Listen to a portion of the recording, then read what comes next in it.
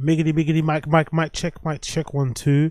Miggity, miggity, miggity, miggity, miggity, miggity, mic, check, 1, 2, mic check, 1, 2. Miggity, miggity, miggity, miggity, miggity, mic check, 1, 2, mic check, 1, 2, mic check, 1, 2. Welcome back to the random show, to the random show. Welcome back to the random show. Welcome back to the random show. Episode number 406, day 3 of 31. Welcome back to the random show, episode number 406. What's happening, people? How you doing? How you crack-a-lacking? How you doing?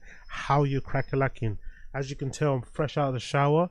I'm a little bit sweaty, a little bit oily, but I'm nicely cleaned and ready to roll, ready to pod, ready to stream, ready to hang out, ready to kiki, ready to hee, ready to ha, and all of that stuff in between with you lovely people, wherever you may be. I'm here, ready to go, ready to smash, ready to lash, ready to run, ready to jog, ready to do everything else in between. Thank you for joining me on this lovely show. Hope you are doing well wherever you motherfuckers are. What are you doing right now? What are you sipping on? Actually, I need to make some tea later. I'll make some tea later, but I need to make some tea. I need to get on my tea things right now. But we're here right now. Thank you for joining me. Hope you are well wherever you may be. Big up the people them. How you doing? Big up Jordan Ray. What's going on, man? Big up Two Swords. What's good? Jaded was good. Mr. Studio Girl was good. Bing Bong, I see you. Stephen Castaneda, what's going on, G? Long time. I hope you're well, brother. Jack Donahue Jr., what's going on, brother? What's going on, brother? KC, what's going on, brother? Jordan Ray, what's going on? Timo Kazi, my G, what's going on, Greg? KP, I see you. Gamebred Football, I see you. Abe Martinez, I see you. My Nuts, I see you. Big Buff, I see you. Who else is here? Everybody, appreciate you all for joining me. Thank you for joining me. I appreciate you all so much. As per usual, we're doing a 31-day stream. We're trying to hit 31 days. We're also trying to hit 500 members in that time. So if you want to join and become a member, there's a link in the description to become a member. You could also gift a membership, I think, via the $ button on the fucking chat thing. If you want as well, you can gift memberships that way. There's a link if you want in the description to buy a membership. You can get one as well via the $ link or the $ button on the chat, or you can gift one as well. All that good shit, much appreciated. If you don't want to gift or buy a membership, that's all good. Just make sure you flip and smash a like button. No problemo for me. Smash a like button, engage with the stream, support the stream, subscribe to the channel, take part in the stream chat. We've got a good bunch of people here, loads of jokes, loads of LOLs, loads of kikis and hee. So joining in the chat, also joining with the Discord. Good little community of people over there too in the Discord. If you want to be friends, closer friends with some of these nutters in the stream chat, obviously join the Discord. That is that's appreciated as well, if you may. But if you don't, then just sit back and relax for the number one stand-up comedy commentary show in the world. Thank you for joining me. Thank you for Blood Clot joining me. So first things first, right? First thing is first. Before we go on to anything else, I've got to quickly load something. Apologies because I forgot to load this one thing before we move on. But big up everybody for tuning in. I appreciate every single one of you that's there right now. But yeah, let's go. So first things first, let's talk a little bit about this breaking blood clot on news. Okay, let me just get this up on here. Apologies, so just bear with me 1 second. Actually, do I have another screen? I don't have another screen, do I? No, I don't. Anyway, so breaking news. I'm sure some of you guys already know this, but look at this. What the fuck? WTF with Mark Maron podcast to end after over 15 years. Weird sentence, right? To end after over 15 years. To end after 15 years. WTF podcast with Mark Maron to end after 15 years. One of the OGs of the stand-up podcasting world, or just podcasts in general. I wouldn't say Mark Maron's pod was essentially just stand-up. He's obviously a stand-up comedian, but he's one of the OGs. He's been around just as long as probably Rogan, if not about the same time. Maybe Rogan's been about a little bit longer. I'm not really too sure. I do know him and Rogan don't have the best relationship. Mark Maron's a little bit of a grumpy dude, a little bit of a moody dude. I'm not too sure if he's jealous of Rogan's success, or if he would rather just be Rogan. You know, sometimes people are not even jealous of your success. They just rather be regarded as the guy like you are. But regardless, him and Rogan have a weird contentious relationship. I actually really like. I'm not gonna lie. I actually really enjoy their podcast they did together. He doesn't appear on the show as much anymore, but I really did enjoy the times when Mark Maron was on JRE, because you could tell the atmosphere. You could cut it, you know, with a fucking knife. It was so fucking tense. So that was always fucking hilarious. It's been a while since I listened to an episode. I'm not going to lie. It's probably for the best he's ending it, because I thought to myself, when's the last time I listened to a Mark Maron podcast? I can't remember. I think I've watched a podcast of his. Well, he's a guest on another pod, sorry. I've watched him appear on another pod.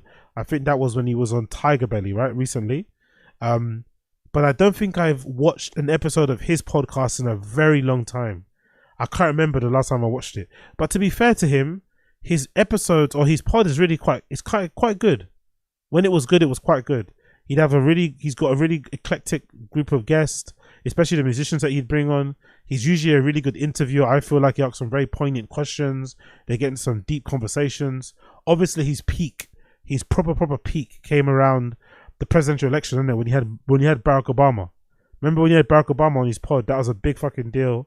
So that was probably one of his peaks. He hasn't probably hit that peak again. So it's probably for the best he's ending it. And I've always said on this stream, right? I really get frustrated with these comedians because they never seem to like want to end anything. They always try and ride everything until the wheels fall off. I feel like most of these comedians don't have an exit plan. That's why I kind of, for better or worse, that's why I kind of rate Tom Segura. At least he's trying to find like an exit plan, like a route out of stand-up, a route out of podcasting, a route out of doing content every other day, right? And maybe do something else that kind of tickles your creative fancies. But a lot of these stand-up comedians, a lot of these stand-up comedy podcast people, they don't really have any other options. You know, so all they do is what they're doing. There's no end goal. So at least with this is a good thing to see, because he's ending it before it kind of dies, you know? Maybe it's already dead anyway, but he's choosing to step away from it and maybe do other things, which is a good thing as well going forward. So big up Mike Maron. So let's read the article, courtesy of Deadline. A podcast institution is coming to an end. Mark Maron's WTF podcast, which has had close to 2,000 episodes since its 2009 launch. Wow, bro. 2000. So when did JRE launch? When did the JRE... When did JRE launch? Let's see. Was it 2008, 2009 as well? So who started first? Yeah, around 2009. So they both started around the same time, basically. They both started around the same fucking time. Joe Rogan Experience and Mark Maron started around the same flipping time. But of course, you know, Joe's made a lot more money than Mark Maron, I think, from podcasting. It's fair to say. It's fair to say that Joe's probably made a lot more money. Let's go back to the article. WTF with Mark Maron has been one of the most popular podcasts in the world, arguably kicking off the booming trend of audio series since it launched on September 1st, 2009. The series had over 1.1 billion downloads and listens and impressions since it launched, with its 1,645 episodes, as well as more than 300 bonus episodes for premium subscribers. Does Joe Rogan have... I think Rogan has more episodes than him, innit? So he probably started before Rogan, but Rogan's insane work ethic. I think Rogan has more total episodes of podcasts than fucking Mark Maron. Wild. 16 years we've been doing this, and we decided that we'd had a great run. Now basically it's time, folks. It's time. WTF is coming to an end. It's our decision. We'll have our final episode sometime in fall. Mark Maron says the episode released today. Fucking hell, Mark Maron is such a diva, isn't it? He's pre-announcing the end of his podcast that's ending in the fall. It's not even ending tomorrow. He's pre-announcing the end of his podcast that's probably going to end in December, in fucking June. All right, mate, relax. Maron has interviewed comedy greats, A-list actors, presidents. His June 2015 interview with President Barack Obama broke the record for WTF hosting service Libsyn for most downloads in 24-hour period by more than double the previous record.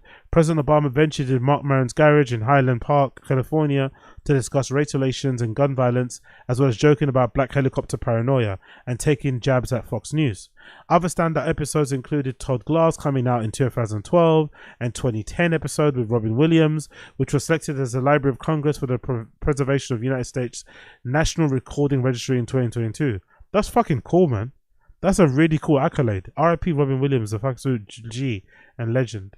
Maron, whose first ever guest was Jeff Ross, also interviewed the likes of Sir Paul McCartney, Jerry Seinfeld, Chris Rock, Leonardo DiCaprio, Brad Pitt, as well as SNL creator Lorne Michaels, who was one of Maron's white whales, the most discussed person on the podcast and a man who Maron needed closure from after meeting him that haunted him in the 1990s. Hilarious. Maron and his producer, Brendan McDonald, were the recipients of the first ever Governor's Award by the Podcast Academy of Excellence in Audio and Ambies in 2021. By the way, is that the same? Has he had the same producer since the start? That's pretty impressive. Has Marc Maron had the same producer since the very, very start? That's incredible if true, by the way. Big up Brendan McDonald. Same way. It really does come down to the fact that we've put up a new show every Monday and Thursday for almost 16 years and we're tired. We're burnt out. I was saying it the other day, like, even I, on my little, small, minuscule, non-important level, sometimes I get bored of the sound of my own voice. So sometimes I think it should be seen as a talent for some of these stand-up comedians who don't seem to get bored of the sound of their own voice and they just keep on keeping on. Like Brendan Schaub and Brian Cannon, who we're going to probably discuss later on. Like how they're able to continually put out such slop, such low level, low quality, boring content, but also not get bored of the sound of their own voice is quite, it should be seen as a talent in itself. It seems a bit weird to say it, but normal people like you and I, we get burned out. We have an end point, you know. We have a capacity we reach, and then after that, we're like, you know what, I can't do no more. And you can't blame the guy if he actually has never missed a week for 16 years, Monday to Thursday. That's a lot. That's a lot of podcasting. And we're utterly dissatisfied with the work we've done. We've done great work. This doesn't mean I'm never going to do something like this again. Doesn't mean I'll never have talks like I do here or some kind of podcast at some time. But for now, we're just wrapping things up. It's okay. It's okay to end things. It's okay to try to start some other chapter in your life. It's okay to end things. Tell that to fucking Brendan. When I think about that, it's okay. It's okay. The first thing I think of, the voice in my head is Theo Von. That last episode of King of the Sting. It's okay, Brendan. It's okay. It's going to be okay. Theo trying to reassure Brendan that everything's going to be fine. No, it isn't. You're going to go. Theo went and started fucking hanging out with fucking, what's his fucking name? Tiesto and all these fucking big DJs and shit. Whilst Brendan is out here fucking, you know, doing a podcast in the fucking car garage. Absolutely brutal. But I do respect him for doing this. It should be applauded. It should be saluted. It should be fucking, you know, everything else in between. You should tip your hat to him because a lot of these stand-up comedians don't do this. And they probably should. There's a bunch of podcasts out there that probably should just end because it's reached its end. They shouldn't try and just keep it going for the sake of keeping it going. Maybe start something fresh if you want to, but surely pivoting to other things is the way to go. But I'm assuming also Marc Maron has the luxury because he's probably made a lot of money. I'd assume. Marc Maron's probably made a decent living from podding, and he's obviously just getting older and probably just doesn't have the energy to keep on doing this every fucking single day. Plus you have to consider all the things that require to keep your podcast going, innit? The guest appearances, the fucking marketing side of things. Like, it's a bit of a grind, so I get it if you're like Marc Maron. And how old is Marc Maron? Maybe like 50, 60 years old, I think, for it. How old is that guy? I'm assuming he's like 60. How old is Marc Maron? 61. Okay, cool. So yeah, 61 years old. I don't blame him. You've had a good run, man. Do you know what I mean? Hang it up. Enjoy your life. If he's got a wife, hang out with her. If you've got a girl, hang out with her, whatever. Travel the world, do your comedy gigs. No big deal. What I would love to see, though, what would absolutely make my belly fucking kneel over is if he decided to open his own comedy club. If the long established hater of Rogan, right? If one of Rogan's biggest ops decided to open his own comedy club in Austin, Texas, that would be fucking amazing. I'd love that. I hope that happens. I hope they go comedy for comedy club war, right? Instead of machine for machine, they go club for club. That would be fucking great if that happens. Who is the biggest draw in Austin? It's nice to be able to end things on our terms. We've always had that power to do that. That's what we're going to do. We started the show on our terms. We grew it on our terms. We'll end it on our terms. Look, we've had great partners who have helped us do the show over the years. Acast have been one of our partners for the past 3 years, and we've been able to do things on our terms with them. We always had that, and it'll always be the same. We've done it, and it's been great. We've always had that, and it's always been that way. We've done it, and that's been great. We've been very fortunate to be able to do things that way. We want to do them, and now this is the part of it. Ending in the way we want it to end, he says. Maron says that he has a lot of projects going on, and he hopes to have many people that have never appeared on before, some persuaded by it coming to its final stretch on the podcast before the final episode 4. Oh, okay, that's a good strategy. That's a fucking good strategy, I'm not gonna lie. That's actually a really good strategy. Announce you're going to end this podcast in the fall, give people 6 months to basically appear, like for the last run, you know, for the last hurrah, so that they can say they appeared on the Mark Maron podcast. I like that. I'm not going to lie. I actually do like that. These include new stand-up comedy special coming out on HBO this summer. Oh, so he left Netflix. Didn't he used to be signed to Netflix? I'm pretty sure Mark Maron used to be signed to Netflix. I'm pretty sure Mark Maron was signed to Netflix. Okay, so he's on HBO now. Mark Maron. Let's see. Mark Maron Netflix deal. Let's see. Or am I bugging out here? I swear he's signed to Netflix. Yeah, so he co-starred in a comedy special, Glow. Okay, so maybe not. Mark Maron, was he ever signed to Netflix? I swear he was signed to Netflix before. Or maybe I should just go here. Maybe I should just go on the Wikipedia and see his specials. But I'm pretty sure he had a couple specials that was signed to Netflix. So I'm assuming he's left there now. He's doing his own thing on flipping whatchamacallit on HBO. So let's see. No, we don't want special. We want comedy specials. There we go. Comedy specials. Huh. Okay, so maybe he's never been on Netflix then. Maybe I'm bugging. Maybe he was never on Netflix. So it says here, comedy specials, HBO half hour, Comedy Central, Finky Payne, More Later, Too Real. Yeah, so maybe he was never on Netflix. Maybe I'm misremembering that. Okay, fair play. Big up him. These include a new comedy special coming to HBO this summer. He also is starring in Rob Burnett's up and coming feature film In Memoria alongside Judy Greer, Sharon Stone, Regina Hall, and he's playing Bruce Springsteen's producer Chuck Plotkin in Scott Cooper and Jared Allen White led biopic about the boss, Deliver Me From Nowhere. On the TV side, he's also starring alongside Owen Wilson in Apple golf comedy Stick. Wow, so he's busy boy, innit? Busy fucking boy. He's got a lot on his plate. He thanked the listeners and the guests. You can also listen to the clip below. It's been an incredible time in my life and in Brendan's life. Not Brendan Shaw, by the way. He's producer. We've done things that we've never thought we'd be able to do because of this podcast. My life changed dramatically. All the things that I set out to do before I did the podcast, I sort of a Hail Mary pass to be a stand up with an audience, to try my hand at acting, to have experiences with other people that were one of a kind and completely exciting and unique and engaging and revealing. To talk to a president in my garage. So many things happen because of setting up a mic in my garage, he said. There's probably going to be some ups and downs over the next few months with me emotionally around the reality of this, but this is a full-hearted decision. It's the right decision for me. It's the right decision for Brendan. It's okay. It's okay for things to end. It's just time, folks. Yeah, fair play. Fair play to him, man. Fair play. I'm glad to hear he's ending it on his terms. I'm wondering, with somebody as grumpy and as miserable as him, is there a part of him that's a bit upset that he's still ending it anyway?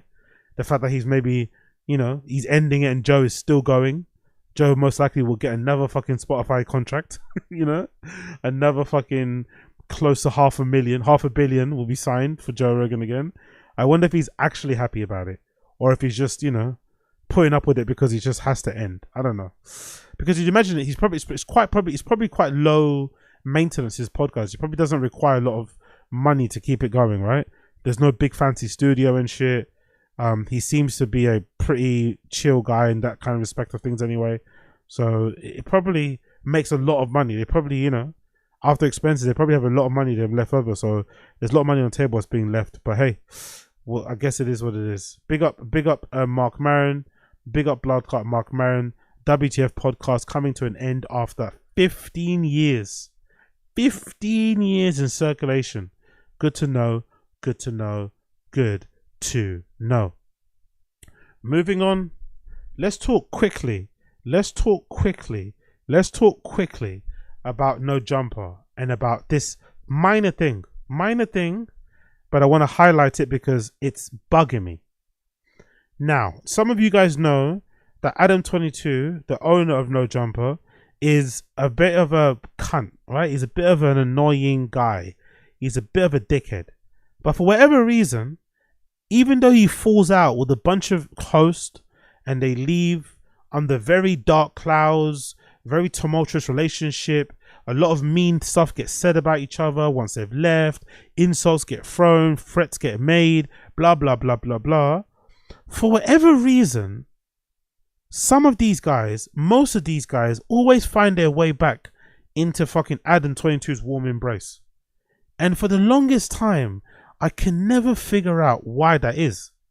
Because in my opinion, and probably in the opinion of a lot of people out there, Adam22 is an unapologetic dickhead. Like, and I don't say that in a bad way. I don't say that to be insulting. I think he's very aware that he's a bit of a dickhead. He kind of leans into it. So I'm surprised why people put up with such a guy. Like, why do they put up with it? Because the No Jumper clout isn't that great. If you're talking about pay, cool, I guess. But like, what is it about Adam that people just can't seem to get enough of? And why do I say that? Because one of the people that Adam22 fell out with, a previous host, right, of the show. I wouldn't say a previous host, a friend of a host, attached with No Jumper, POTLORD.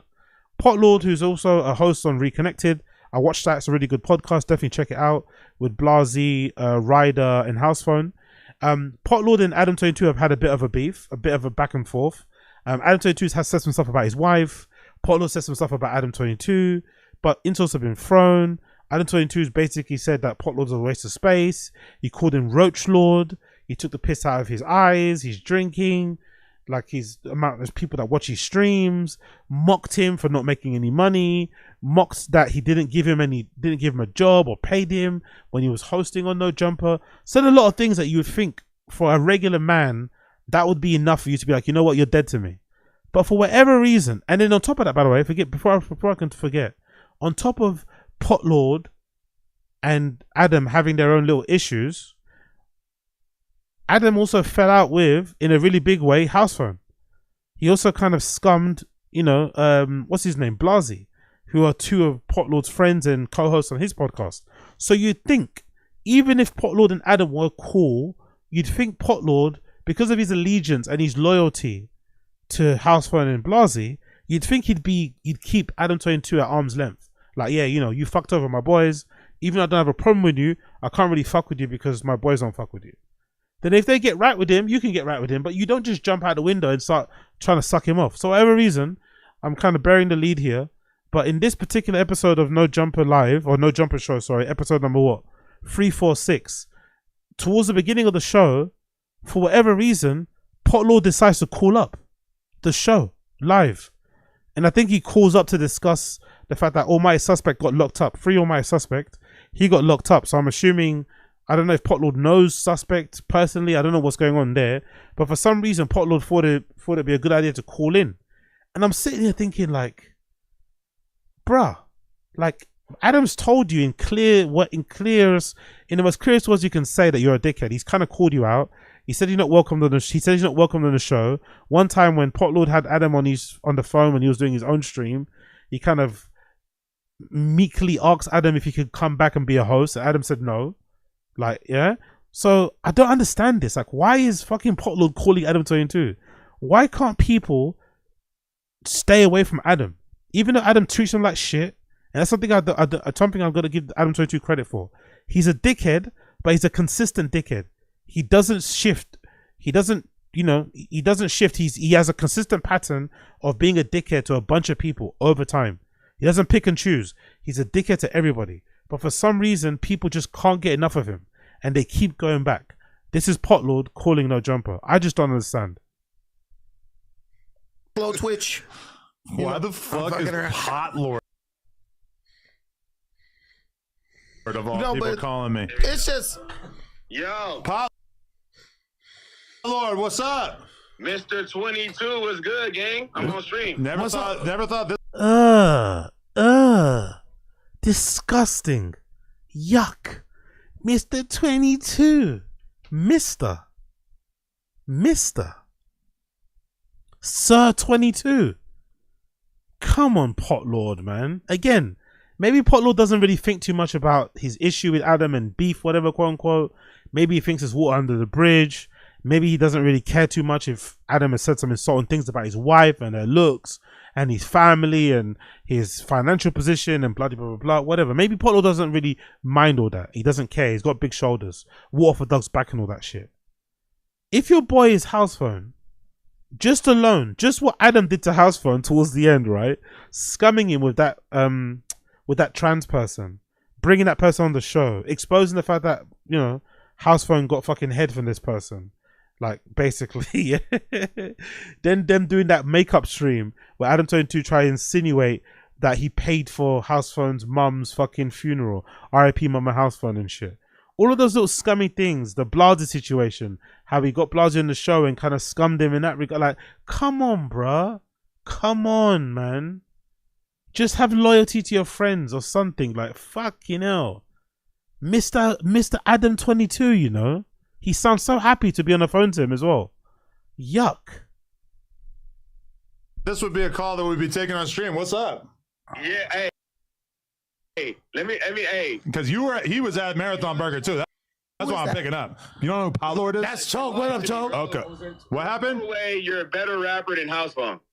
Oh, he's on that. All right. Hey, I think I'm better than everybody, fool. So that it is what it is. You thought wrong. This is one of the worst phone calls ever. Apologies, my computer's been a bit buggy and slow and laggy. Apologies, I've got a really old MacBook, so apologies. But this is one of the most disgusting, nauseating, vomit-inducing phone calls I've ever heard in my entire life. You've got Lush on one hand, right? This 50-year-old hypebeast, right? You got 50-year-old hypebeast guy. You got fucking fellatio, fucking the best fellatio giver, staff employee of the fucking year guy, right? The fucking Adam 22 cockholster in charge. Plus you've got Potlord, both sucking off Adam via loudspeaker on a podcast. Please push me off a building. Go song for song. All right, shit. I got a stupid catalog. Like, I'm not even trying to like put myself against house phone, but like, I go crazy. I heard Lush talking about having the catalog. Can you imagine listening to Lush's catalog? Can you imagine going through Lush's discography? What the fuck? The only thing that the only disc Lush has touched is the disc that he cuts his fucking meth on. Heard that house phone washed AD going song for song. No, that's facts. He did. I didn't actually witness it, but I heard that review.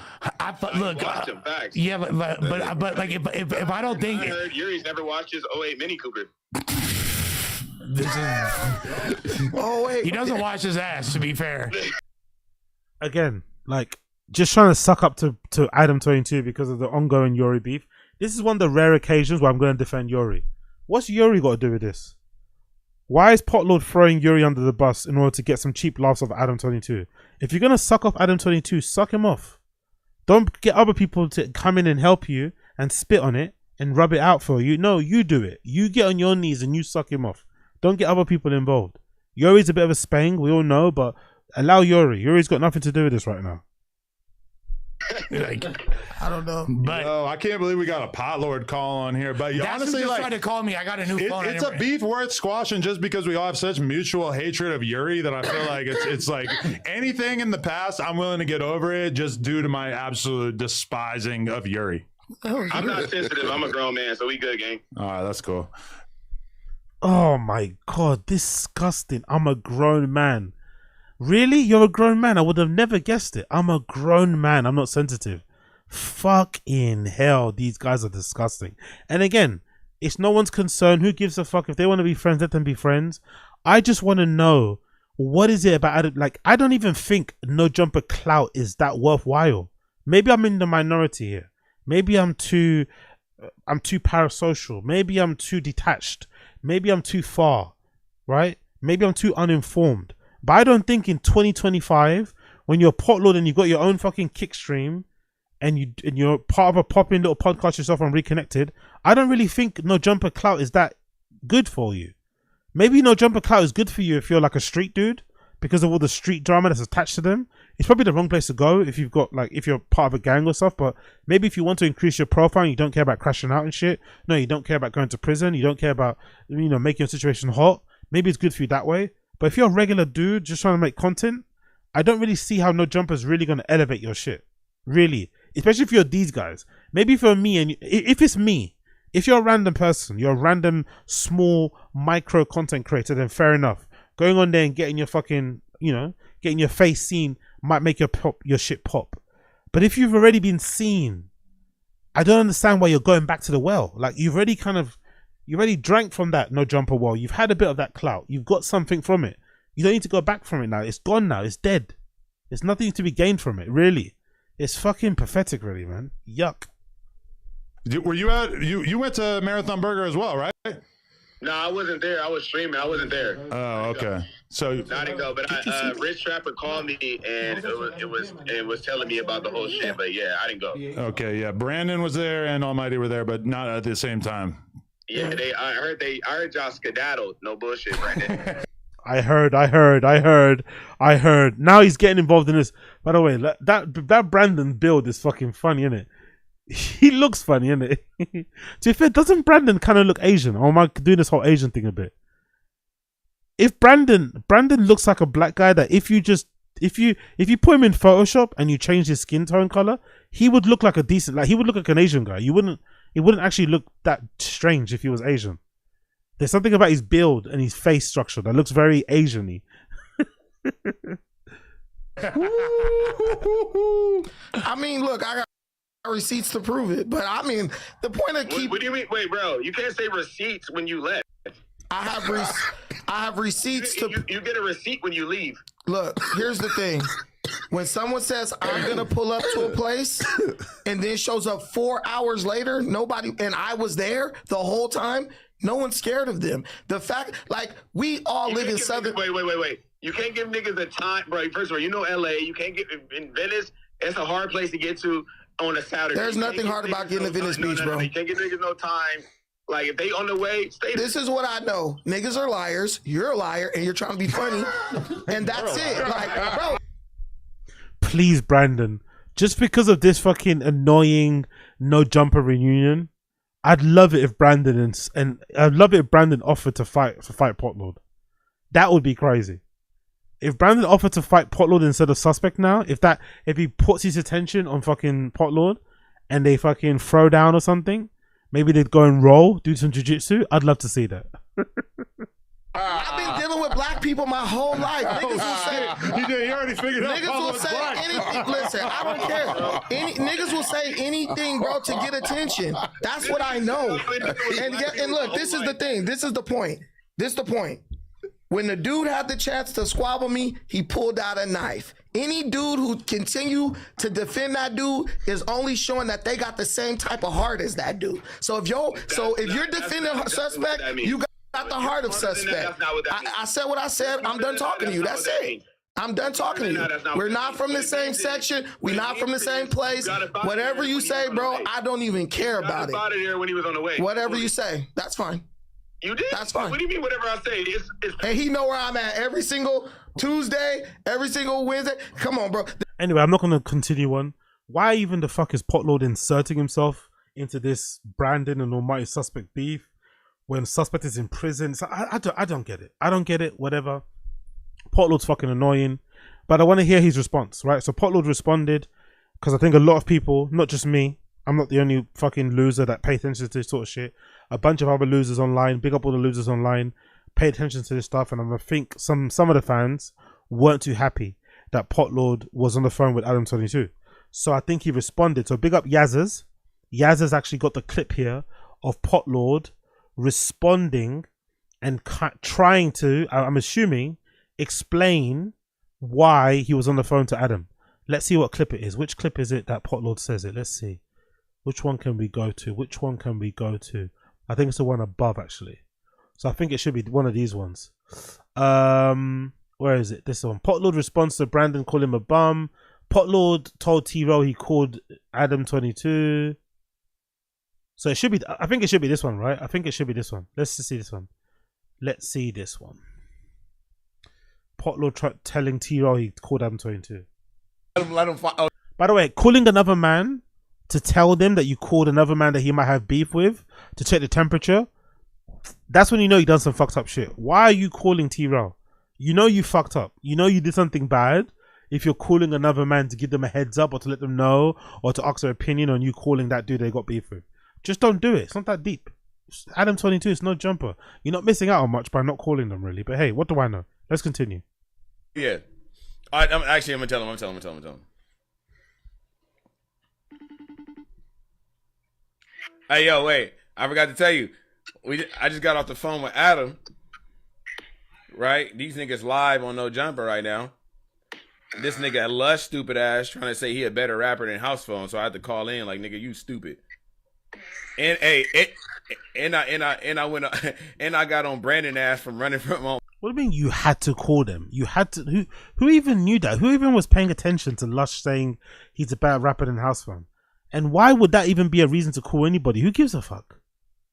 Two mid-average rappers compete. Like, who cares? Maybe House Phone washes Lush in a battle. Maybe. I don't know. I'm not checking for either of those guys' discographies. I like House Phone a lot better than I like fucking Lush, but that's not really a reason to call somebody that everybody that you know doesn't like, right? Or has beef with. Unless maybe he called Adam 22 to kind of troll Yuri. Maybe. I don't know. I still think Potlord wants back into No Jumper, though. I still think he wants to be friends with him. I still think he wants to be a co-host, ultimately. I think he wants to be able to pop in from time to time.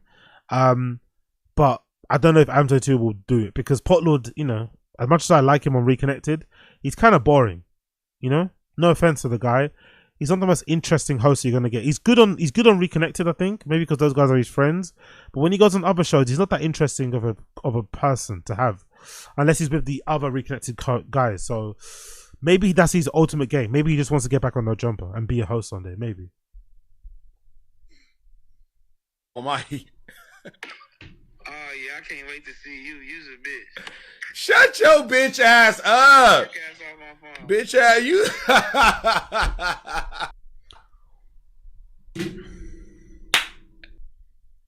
That's good. That's what he deserves. I'm sure they're laughing and they're joking. And it's all just one big troll. It's not that serious, but I hope it is serious. I hope it is serious, and I hope TRELL did hang up the phone on him, because you're like, hey, what the fuck are you doing calling Adam 22? After everything that's gone on, after all of the fallout, after all of the splits, after all of the fucking insults and declarations of war, what are you doing calling this guy? So it's a good thing. Big up TRELL for hanging up the phone. I love to hear that. And then we're gonna play one last one of Potlord here, responding to Brandon calling him a bum. Right? No, let's say this one. Let's play this one. Let's play this one. Yeah, Potlord calling House Phone to tell him he spoke to Adam. Let's hear what House Phone has to say, because House Phone is the one who probably has the most reason to hate Adam 22. But I don't think he actually hates Adam 22 the way I would want him to hate Adam 22. You know, it's weird. I think the fans want these guys to hate Adam way more than they hate him. Like, but we're only responding with the information that's available. We saw the disrespect, we saw the insults, we saw the fucking shit that happened, and we're obviously, you know, like, oh my god, if that was me, I would do X, Y, and Z. But the people that are involved don't seem to care that much.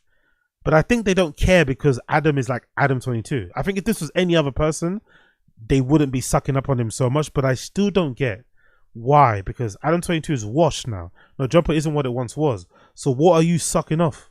You know what I mean? What are you sucking off? Let's play the clip anyway. Potlord calling house phone telling me he spoke to Adam 22. Big up Yazzers. Hold on after this call. Yo. Let's talk. What's up, nigga? It's the Lord of Pots. Hey, I'm on stream right now. I want to ask you a question. Nigga, what's up? Hey, we gotta get. So, hey. Oof. He felt bad, innit? Was that little cough? Did he feel a little bit guilty about that? That was a very awkward, uncomfortable little clearing of the throat there, innit? Potlord didn't seem too comfortable there, trying to get into the meat and potatoes of the conversation. Maybe he knows he did wrong. Wait, what is his name, chat? Shamad? Oh, Samad, yeah. Nigga. The chat fuck with him, bro. We gotta get him on stream. And he was in a video. He made a song about you. Yeah, I know. Yeah, we just was reacting to it and shit. The chat fuck with him. Hell yeah, y'all reacting, that's hard. Yeah, we just reacting to it. When you want me there, when can we come over? Shit, nigga, this week if y'all want. I don't know what this big up Yazzers, but this doesn't sound like house phone to me. I'm waiting for what's happening, but this doesn't sound like Yazzers to me. Alright, bet we'll be there this week. I'm gonna call them. We'll go there tomorrow or the next day. We'll probably go there Thursday. Thursday? Easy. Thursday or Friday, I got you. Alright, Thursday or Fridays works. Both work. Yep, Samad and Rex, we'll be there. Alright, for sure. Alright, buddy. Mr. Phone Man, I'm on stream. What's the deal? Hey, who the fuck giggling?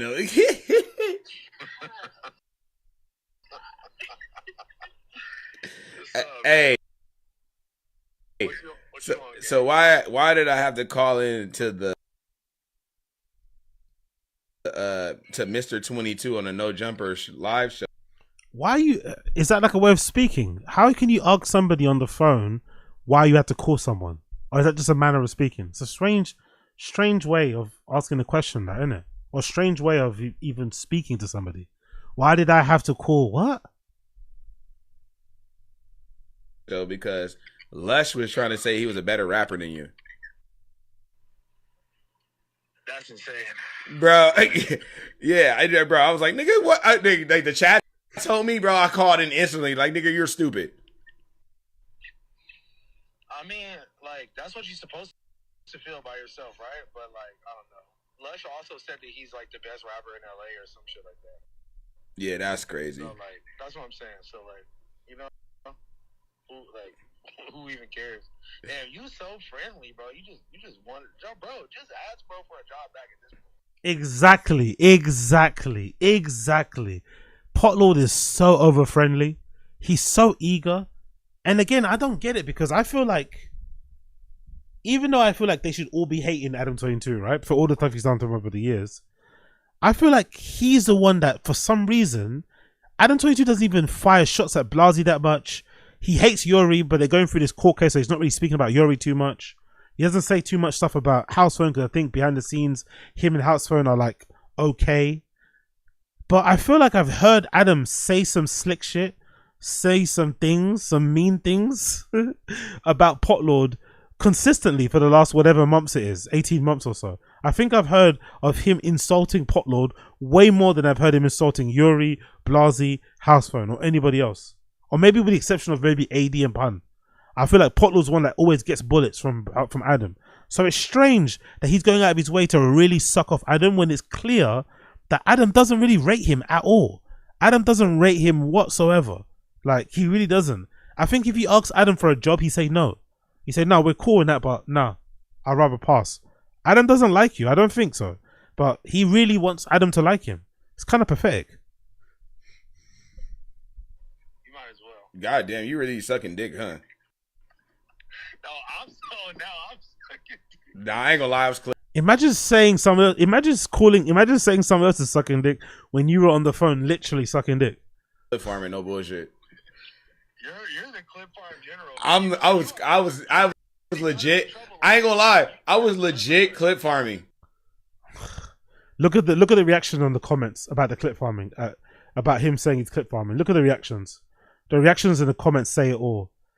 Potlord says he was clip farming. I don't think the reactions in Yaz's comment sections believes him. They don't believe him. I don't believe him either. He really wants to be Adam 22's friend again. That's for sure. I was clip farming.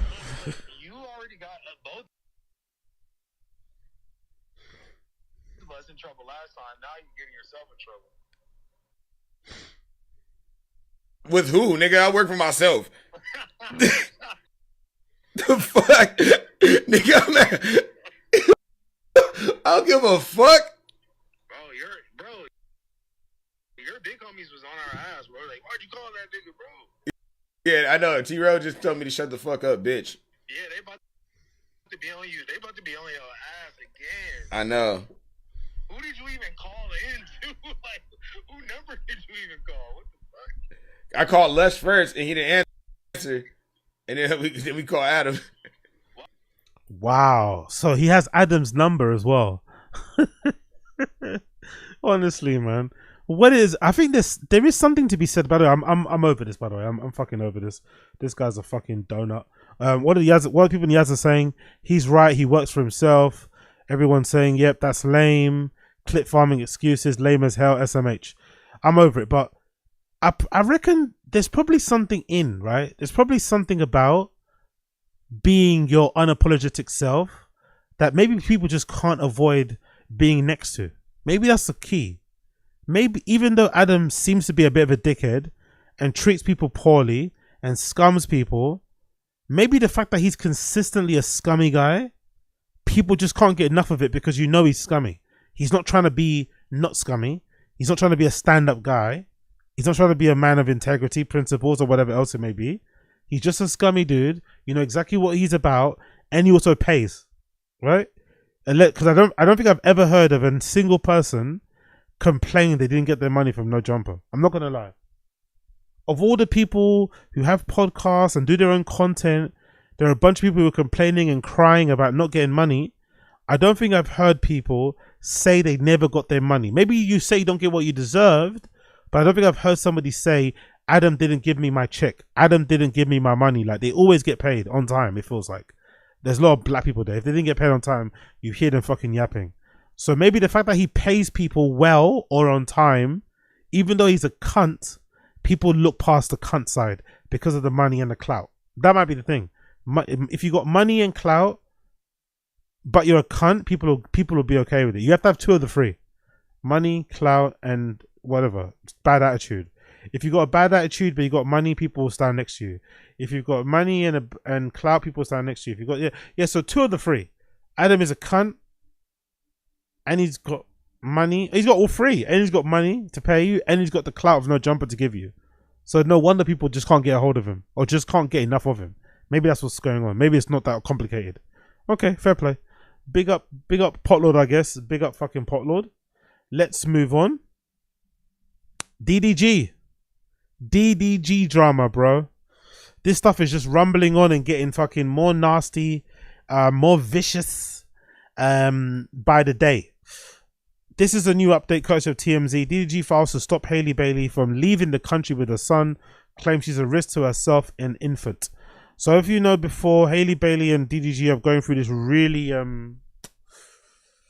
dark, really fucking unfortunate, very fractious split where they're trying to, essentially get custody of their kid.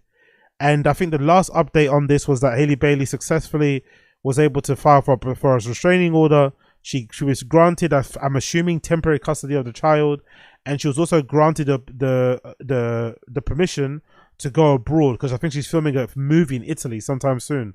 So she was permitted she was given permission to fly with their kid, to Italy for the filming. So I'm assuming this filing was to stop that happening because it obviously is coming up very soon. So I think DDG decided to counterfire or whatever, to set the record straight as to what he feels like is going on his side. Haley Bailey accused DDG of domestic violence and abuse and shit, which is probably the reason why that petition was granted or whatever, custody was granted to her. But I think in general in these cases, the mother always kind of gets the custody in the beginning and then maybe they sort it out towards the end. But now DDG is claiming in this filing he's put in that it's actually Haley Bailey that's an abusive one and a crazy one and the one that's done some madnesses, that he's trying to bring to light in order to make sure his kid is safe and shit. So let's read the article. This is courtesy of TMZ. DDG has filed an emergency motion to stop Haley Bailey from taking their infant son out of the country, claiming she poses an imminent and emotional psychological risk to the child. The rapper filed the documents on Wednesday, asking for an emergency hearing because he says Haley has made plans to fly with their son to Italy on Saturday. So yeah, it's literally around the corner. Fucking hell. So that was them just just a couple of years ago, by the way. There's something about, maybe that's why our parents told us to maybe wait, to have sex before you're married or to only have a kid when you're married, because there is something about having a child that really does make or break relationships, isn't it? Because they were all good in, what's that? The 14th of the 12th in 2023. Literally more than a year ago, they were all good, sitting courtside at a basketball game, having fun and shit.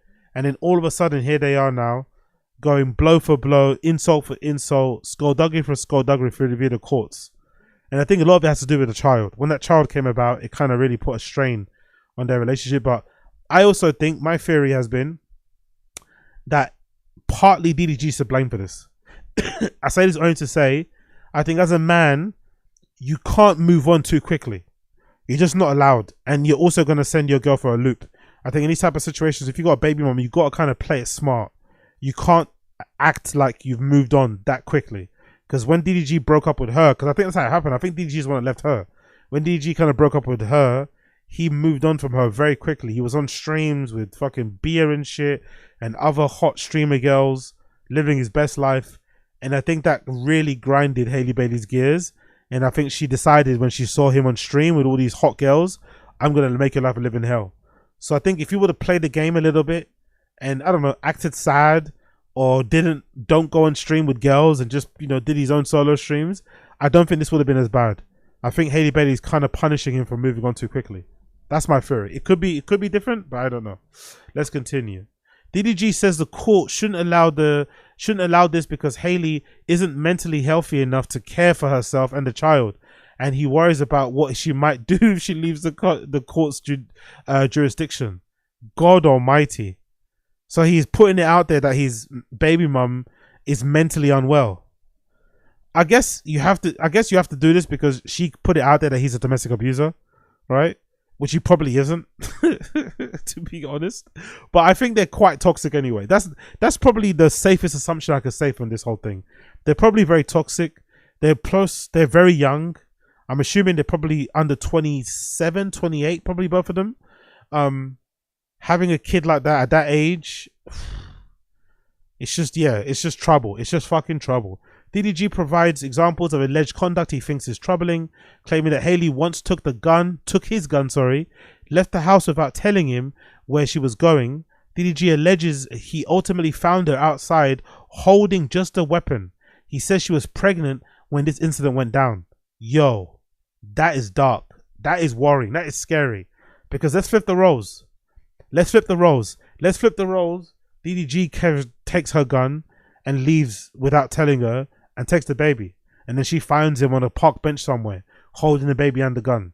That would be fucking crazy, innit? But for whatever reason, in these sort of custody battles, there is a lot of double standards. So the stuff that he's put out about her, I think a lot of people will view that as just postpartum depression, which I don't think is fair to say. I think a lot of people hide behind that. I think sometimes, you're just a shitty person. I think in this regard, both people are probably shitty people to each other, right? They probably brought out the worst in each other. But I have a feeling that her defense will probably be this is just postpartum, and everyone will eat it up as well. He alleges that Haley once tried to have an abortion behind his back, but says he ultimately changed her mind and decided not to go through with it. Damn, son. That is honestly, I don't know, man. Maybe I'm too principled, and I'm saying this from a privileged position of not being in a relationship and not having a child. But I think as a man, I don't think I could do this, man. Even if your girl did scum you in the worst way possible by putting it out there that you're a domestic abuser, which is, you know, maybe the only thing that could be worse than that is being called a diddler or a rapist or something. Yes, she did you dirty, but I don't think as a man I could resort to these type of tactics. I don't think so. He's doing well because this is what you probably have to do to kind of win this case and to ultimately have the ability to see your child. That's what matters. But I don't think I'd be comfortable doing this. I'm not going to lie. I don't think I'd be comfortable putting out my BM's business like this, because essentially she's still your child's mother and stuff. It would make me feel a bit bad, you know? I feel a little bit guilty. I wouldn't lie, but I guess you got to do what you got to do. What's here? On another note, Powerful bunch. Yo, big up Ninja Ranger. Worst pain in his life, this complete and utter bum. I think that I don't know. When it comes to domestics, I think both people are dumb bums. Both people. If you can't deal with your things privately, away from the cameras, without the drama, you're both fucking bums. Big up Ninja Ranger. On another occasion, 2 months after Haley was born, DDG claims Haley sent a series of alarming text messages threatening to kill herself and suggesting that their infant son, Halo, might also be harmed. As you know, Haley accused DDG of abusive behavior in the past. DG tells a different version of events, claiming he came to pick up Halo from his custodial time for his son, but Haley jumped into his back seat when he did, demanding they come up with a formal co-parenting schedule. DG alleges she became increasingly agitated and started jumping from the back seat to him. Her momentum carried her forward and she smacked her head on the steering wheel. No way. Oh, hold on. DDG is trying to say that picture that Haley posted to prove that DDG hit her is actually a picture of her chipped tooth when she rammed her head into the steering wheel by herself. Oh my God. She must really hate that guy, bro. To ram your head into a steering wheel so that your tooth chips, and then to use that picture to claim that your BD beat you up, you must really hate that guy. That is dark, man. That is dark. There's a picture of DDG's hand with a very deep cut, it looks like. That's a very deep cut. Fucking hell. In the fact, DDG says he was actually on the receiving end of the abuse by Haley, including photos of a large cut on his hand. DDG is also asking the judge to block Haley from taking Halo to Italy. He also wants sole legal custody of their son, or if he's not granted sole custody, he wants all the custodial exchanges facilitated by a third party. That's a smart idea, by the way. That second one's a smart idea. I think these guys are so toxic to each other anyway. They should do all their custodial exchanges via a third party anyway. It should never be just them two by themselves. Because if they're alone in a room together, I think these guys could kill each other. I think they're so toxic. If they were alone in a room together, they could definitely kill each other. So that's actually a smart decision. But honestly, look how good everything was. Everything was so good. This is what, last year, the same time last year, roughly, 16th of June, 2024. Look how cute they look. Look how beautiful they look on the red carpet. Fucking hell. Things can change so quickly, innit? Things can change so fucking quickly. And here's some other proof as well. What happened? Yo, big up Coil in the chat. Wagwan GG. This is kind of a drama. It's so bad for acting career. No one wants to toxic. Yeah, that's the thing. Like, to be fair though, I don't know if it's actually. I don't know if that's true. So I don't think that would affect Haley that bad because it's a domestic. Because I don't think, to be fair to Haley, I don't think we've heard much about her in terms of having a bad attitude apart from this relationship. So I think it won't harm her too bad. People just see it as a domestic, emotions get in the way. But if something else happens, then it's gonna fuck up her reputation, you know? One of the documents DDG revealed, the court, it shows Haley Bailey stabbed DDG in the hand. So this is a picture of his stab mark allegedly, according to Academics TV. Doesn't look great, to be honest. Just imagine the roles are reversed. Just imagine the roles are reversed and this is Haley Bailey's hand. how the internet would go fucking crazy if she had a cut like this. So yeah, that's kind of wild, to be fair. But people don't really care about male domestic abuse, to be fair. People don't really give a fuck about male domestic abuse victims, unfortunately. We do live in a world with double standards. Real people honestly don't give a fuck about male domestic abuse victims. They really don't care. So this is some messages allegedly from Haley to DDG that also kind of prove, I guess, that she was going through it. This is one of the texts that says, "This is proof. You leave me hanging as a mother. You won't step up when I need you to. I'm begging you. I just found out you slept with Lala in Mexico." Who the fuck is Lala? Lala DDG. Who the fuck is that? You just found out you slept with him. Who's Lala? Oh shit, this girl. Oh, this is one of the hot cute girls that everybody likes on social media, right? Damn. See what I told you about my theory? My theory still stands. I still think the majority of their problem isn't that they have any issues between each other. I think the majority of their issue, or the majority of her issue with DDG, is that he moved on too quickly. He moved on too quickly for her. He was on stream living his best life, hanging out with other hot girls, and she didn't like it. And I think she obviously got him back by putting out stuff that putting out the idea that DDG is a deadbeat dad. I think that's what she done. But allegedly, DDG smashed this girl in Mexico one time. What's her name? Lala, the island girl. Shit, DDG is not playing around, bro. DDG is not playing around. Fucking hell. Tidy. Fucking tidy, innit? Fair play, DDG, bro. Fair fucking play. God damn. Fair fucking play. Don't get me wrong. It's probably the most expensive smash he's had, right? The consequences of that one smash is like tenfold, right? He's paying for it now. I'm not sure if it's worth it, because you might lose the custody of your child off the back of this one, because it seems like Haley Bailey was really pissed off about this and kind of jealous. But damn, son. Fucking hell. That's right. Mr. Mo's on the beat. Jesus Christus. Kind of tidy. Big up fucking DDG. Big up blood clot DDG, bro. Just big up DDG one time. Holy fucking shit. Honestly, I think, but I don't think, maybe I'm being a simp and a cuck and shit, but I don't think Haley is in the wrong for feeling a little bit like, ditched and dumped and stuff, right? I think women, especially at that, in that stage in their life, when you're becoming a new mother, you're extremely young, maybe there is a sprinkle of postpartum there. I think as a dude, you have to be conscious of that, because men really don't do much, The woman has to carry the child for 9 months, has to give birth and shit. We don't really do a lot of the fucking looking after the child when they're an actual baby. The mum does a lot of that whole stuff, whether it comes to breastfeeding, changing, just raising the child in general, looking after them.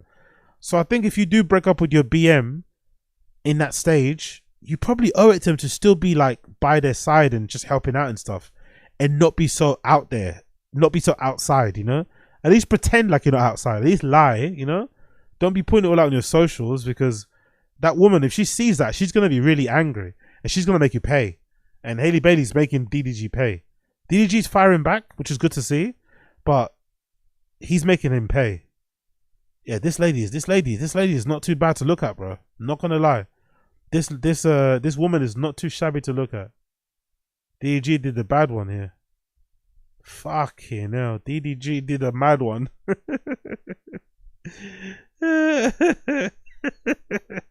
Haley Bailey was like, not on my watch. Not on my fucking watch. Let's continue. I just found out you slept with Lala in Mexico. I'm going to kill myself tonight. My son will not be around for it. I hate you forever. You can have him. Let her be his BM. Oh, let her be his mum. So let Lala be Halo's mum. It's fucking hilarious. I can't believe you're acting like this. He replies back. That's kind of toxic, by the way. I'm not gonna lie. When your missus writes all these type of texts and you just write back one bubble, that's kind of that feels like you're being a little bit. You're trying to get on her nerves. She writes all of these bubbles and you just write back one line. I can't believe you're acting like this. You need to calm down. Next set of texts. I want to die. I never want to be here again. I hate this all. I hate this life. DDG to Haley Bailey. Please stop talking like this. Next set of tweets. Next set of text messages. Haley to DDG. I hate you. You're the most horrible person I've ever met. I wish I didn't have to fight with you, but you continue to let me down every time. And she's doing mad spelling mistakes as well, by the way. You know she's angry. When you're writing in all caps and you're making mad mistakes, you know what I mean? And you're definitely angry. And then, what's that? What? And Ren spoke about exchanging my son in money deal for views. Okay, don't know what that's about. And openly flirt with and help every other woman in the world but me. I told you about the woman thing. There we go, bro. DDG moved on too quickly. You're not meant to do it, but maybe you are. Maybe I'm not. Maybe I'm got it wrong. Maybe if you have a BM and you do end up breaking up, or you end up not liking her anymore and you want to leave, maybe I got it wrong. Maybe if you do have a BM and you break up, maybe as a man, you're meant to cut the cord the hardest way possible. You're meant to go out on the lash. You're meant to post yourself in a brothel. You're meant to post yourself with your hand on some bare Latina cheeks and shit. You're meant to be going down, smashing anything that moves. Maybe that's what you're meant to do, so that your girl knows that you're kind of done. But I think it's risky, because especially if you love your kid. If you don't love your kid, fair enough, do that. But I think if you love your kid and you want to be in your kid's life, I think it's risky to go with this approach that DDG did.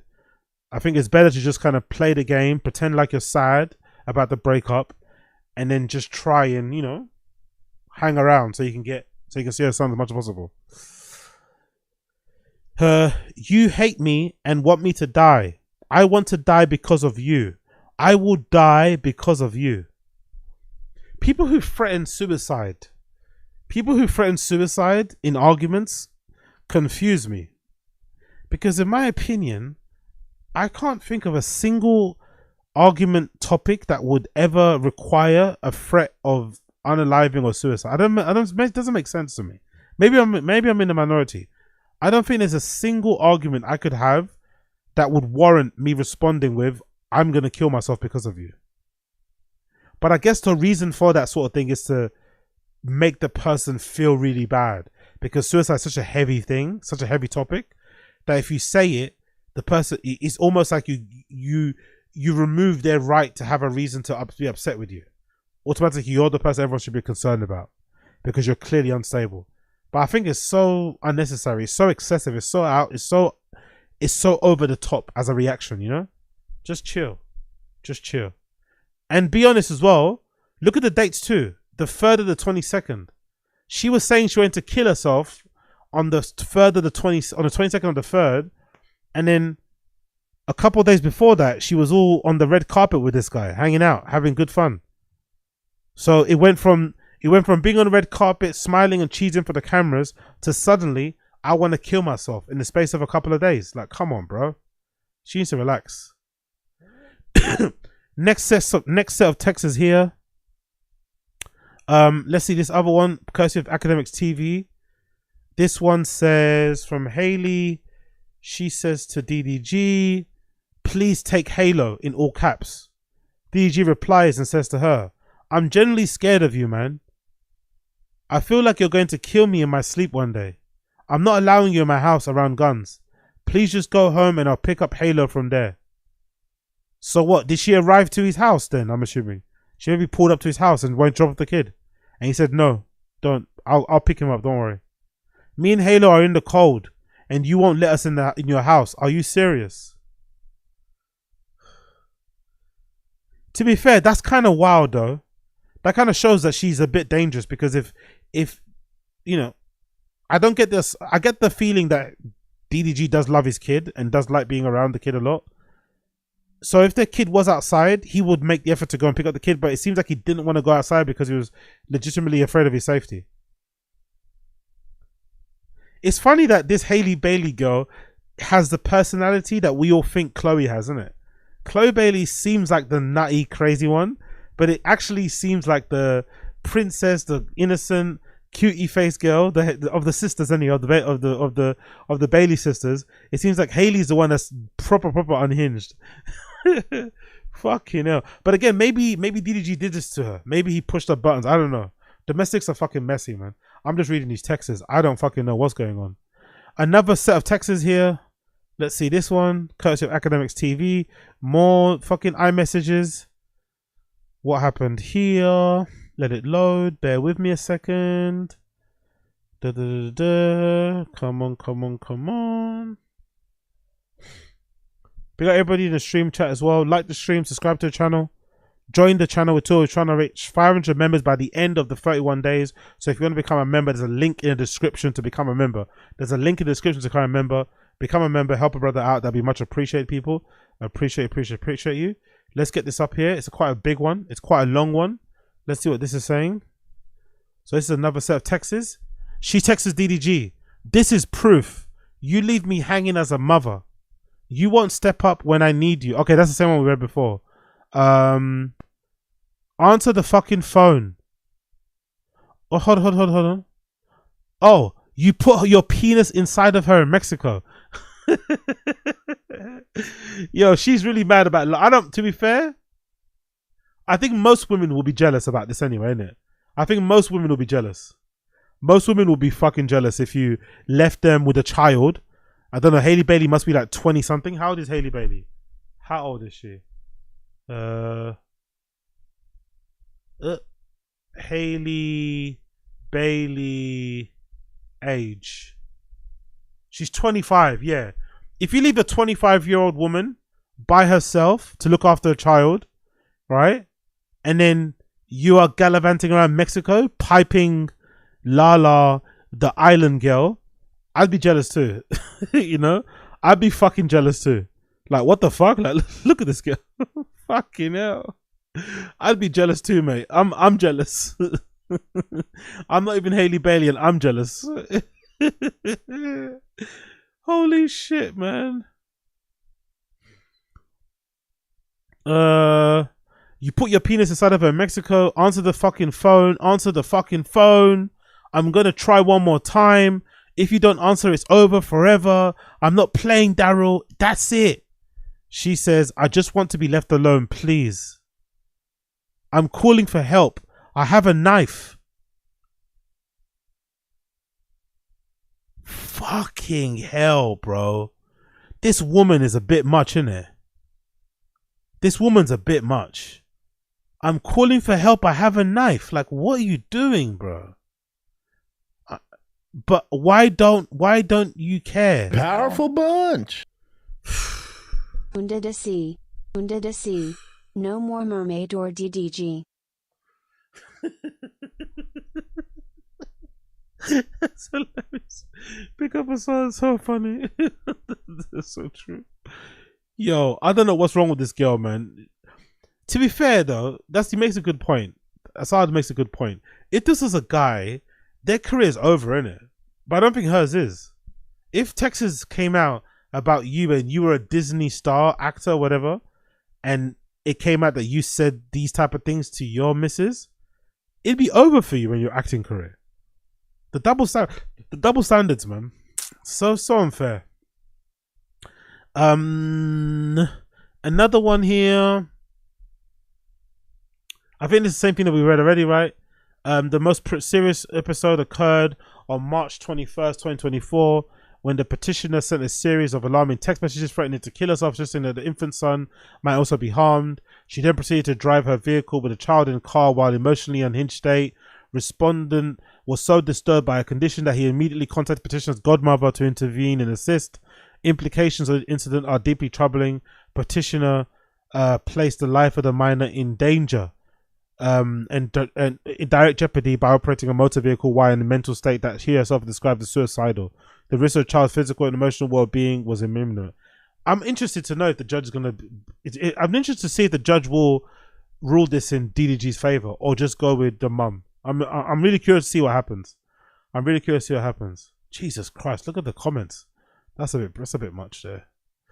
What's anything more? Yeah, another one here. Another screenshot from the fucking messages here. Apologies for all these delays, but I want to quickly read through these and we'll move on to Tfatk stuff. DDG texts her and says, "Put it down." The knife, I'm assuming. That's not nothing to play with. He posts a picture of the kid. He says, "You're going to him to go through. You're going to him go through life without a mum. I have to call the police. I can't let this happen." So DDG sent a picture of the baby to her to remind her of the baby, and she said, "Okay." So she doesn't go ahead with the fucking suicide. Then she texted DDG back and says, "I tried calling. It's just weird. You wouldn't think to check on if we made it safely. This is my point. After a day like yesterday, the things you said to me, you're just not capable of showing me any affection or love. I call and you send me to voicemail, like I'm disturbing you, like I'm just a fly that's in your way." She's really dealing with rejection hard, isn't it? She really is having a hard time dealing with being dumped, it seems like. Maybe it's the fact that she's a good looking girl. Maybe she's not been dumped a lot in her life. Maybe that's also part of the problem here. But it sounds like she's really having a hard time accepting that DDG has moved on. She's really having a hard time. And it's unfair though, because if this roles were reversed, DDG would be out of here, innit? Like, if the roles were reversed and he was talking to her like this, like, hey. But hey, I guess it's postpartum, innit? That's the one excuse people have for this sort of shit. I just think it's bullshit behavior. Another one here. I think this is about the air tags, right? The secret air tags that we'll fucking put on there. Declaration of Tonya Granberry. I think this is okay. This is DDG's mum. DDG's mum submitted a statement in support of her son. So we could take this with a pinch of salt because this is DDG's mum. Tonya Granberry. I'm the mother of DDG, the respondent in the above entitled. I make the declaration based on my personal knowledge. I reside in Los Angeles, California. I am closely involved in my son's life, as is my fiance, whatever his name is, who also serves as my son's driver. Both my fiance and I were involved in identifying and locating multiple Apple AirTags that were secretly placed in DDG's car. Big up Haley Bailey, bro. Haley Bailey planting secret Apple AirTags in his car so she can keep tabs on where he is at all times. Fucking hell, bro. Haley Bailey she's a crazy woman. That's a crazy young lady. The first AirTag was discovered on June 2023 in DDG's Maybach. DDG called me that night stating that Haley Bailey had shown up uninvited to a movie theater in Beverly Hills where he was attending a film with a female friend. Whoa. Haley Bailey pulled up to a cinema that DDG was in on a date.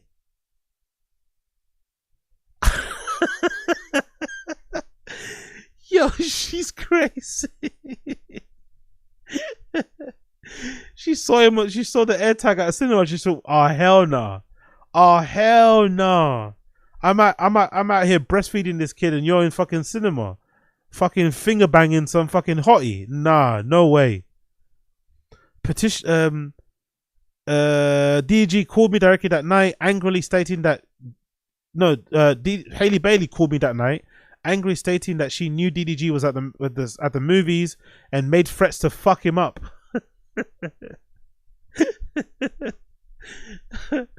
My fiance and I drove to the movie theater in concern for DDG's safety.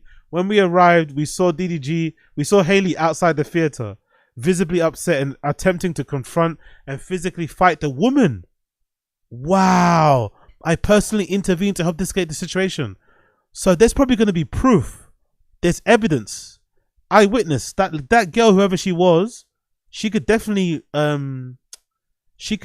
fucking validate this story, innit? And say, yeah, I was the girl. Haley Bailey tried to fight one of the fucking girls that DG was with on that. Fucking hell. The next day, DDG and I thoroughly searched the Maybach and found an Apple AirTag hidden beneath the back seat. The discovery clarified for us all how Haley was able to track DG's location. A few days later, her fiance received similar AirTag alerts while driving DDG's Cadillac Escalade. Although we initially could not find the device, the alerts persisted. We searched the vehicle repeatedly and eventually located the second AirTag in the back of the Escalade. Approximately 2 to 3 weeks later, yet another AirTag was found. How's she getting into these cars, by the way? Big up fucking Hailey Bailey. How's she getting into the cars?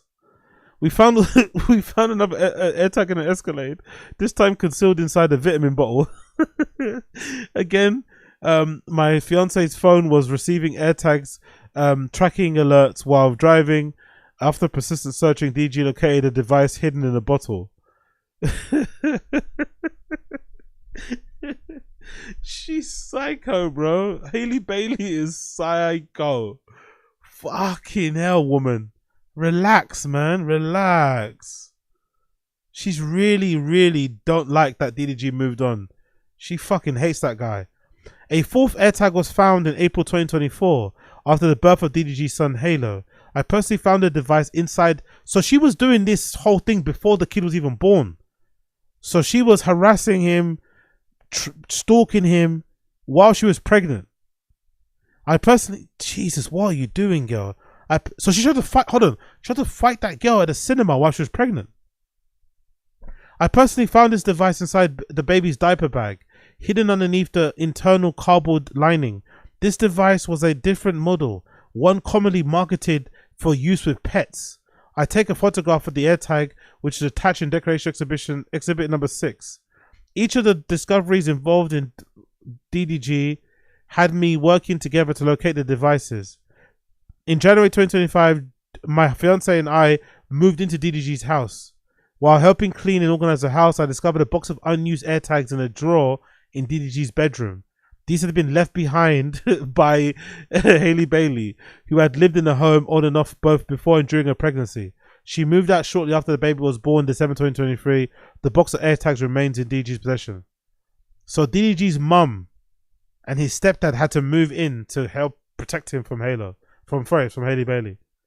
This woman has everybody shook, bro. Hailey Bailey moving like Suge Knight out here. Hailey Bailey moving like fucking Suge Knight out here, bro. Fucking hell. Oh yeah. So this is this is a picture of what the tags look like, by the way.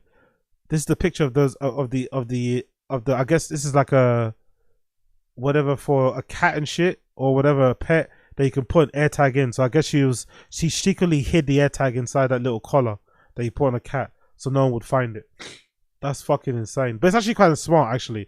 Put an AirTag on the cat that you share with your BM or your BD so that you know roughly where he is, because if the cat's there, then or if the pet's there, most likely your fucking guy's there. And yeah, man, that's it so far. That's the end of it. Sad situation all around, I'm not gonna lie, because at the heart of it is a little cute little baby. So all of this warring, all this fighting, and basically the person that suffers the most is the kid. Hopefully that's not the case. Hopefully they figure it out. But this is another example, another reason why you probably as a guy should be careful and should be very cautious about who you stick your dick in, innit? Who you end up impregnating, because sometimes you end up unlocking some madnesses or you end up causing more problems for people. Sometimes I think, I don't know, maybe I'm being a little bit too sympathetic in the situation, but I think there should be a level of control in these type of things. Enjoy your fun, have a good time with a girl, but do you need to have a kid really, you know? Do you need to have a kid so early? Probably not necessary. You could have had a relationship with her for a long time or on and off for a short time, who knows? But I think the kid really fucked up their flow, their situation, and it hasn't been the same ever since. So I guess it is what it is. I guess it is what it is. Big up the stream chat. What are you guys saying? LMAO, wasn't DDG just at Kai's Streamers University? He's just out there making content while his baby mother was about to offer stuff. Yeah, exactly. He didn't give a shit. He didn't give a fuck. Hailey was about to use some of that boxing she's doing. Lols. Big up Ason. She's not really though. She's just an attention seeker. You think so? Okay, fair enough. Yeah, that's a good point actually. That's actually a good way to describe her. But it actually makes sense though, Ason, because she's an actor, innit? Actors by default, by their very nature, are attention seekers. That's in the fucking job description. So she's probably acting like, I would assume, this is probably a big generalization, I would assume most actors of the female kind are probably crazy. I would assume. Most actresses are probably a little bit unhinged. They're probably great, fun to hang out with, but they're probably really, really, really crazy. It's just part of the job. You have to be a bit crazy. Big up my nuts. She's my type of woman. Yeah, for sure. I'm sure some guys will read this account and get a boner from it. That's for sure. Mr. Stewie Girl, after the first year or two, they'll get over it. True. Yeah, big up Mr. Stewie Girl. That's true. That's a good point. Maybe it's for the good that DDG did what he did, because there is no going back in a relationship. Do you know what I mean? DDG's done what he's done. She's probably not going to take him back anyway. So maybe this hard breakup is a good way to go about doing things. Big up Ason. I can't lie. Finding out woman is that into me would give me a thrill. I'm messed up. I love it. Big up Ason. Love the honesty. Big up LB. That's when you call the police, show them the text. They do a welfare check and that's all documented. Yeah, good point. Big up Coiler too. All actors, sorry, are bent. Every one of them. Zero real personalities. That's a good point. Maybe we should be surprised that she's acting the way she is. Big up Ason. Human mind, like any machinery, can just fail. You can't always tell. Yeah, very good point. Very good point. Let's move on though. Let's move on, people. Let's move on. Tfatk episode number 1000. No, let's go retroactive. There's a new retroactive that just dropped actually.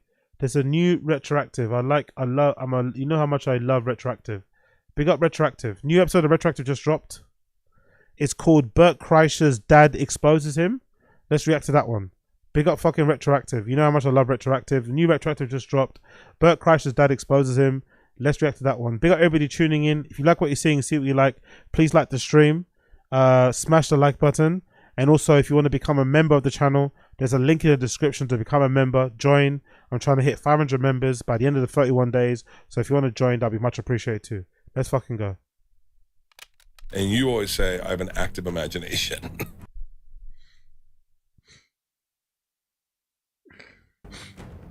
Yeah, well, it's not so much the man. It's still loading. Hold on. Bear me a second. Let this computer load a bit. My MacBook is playing up.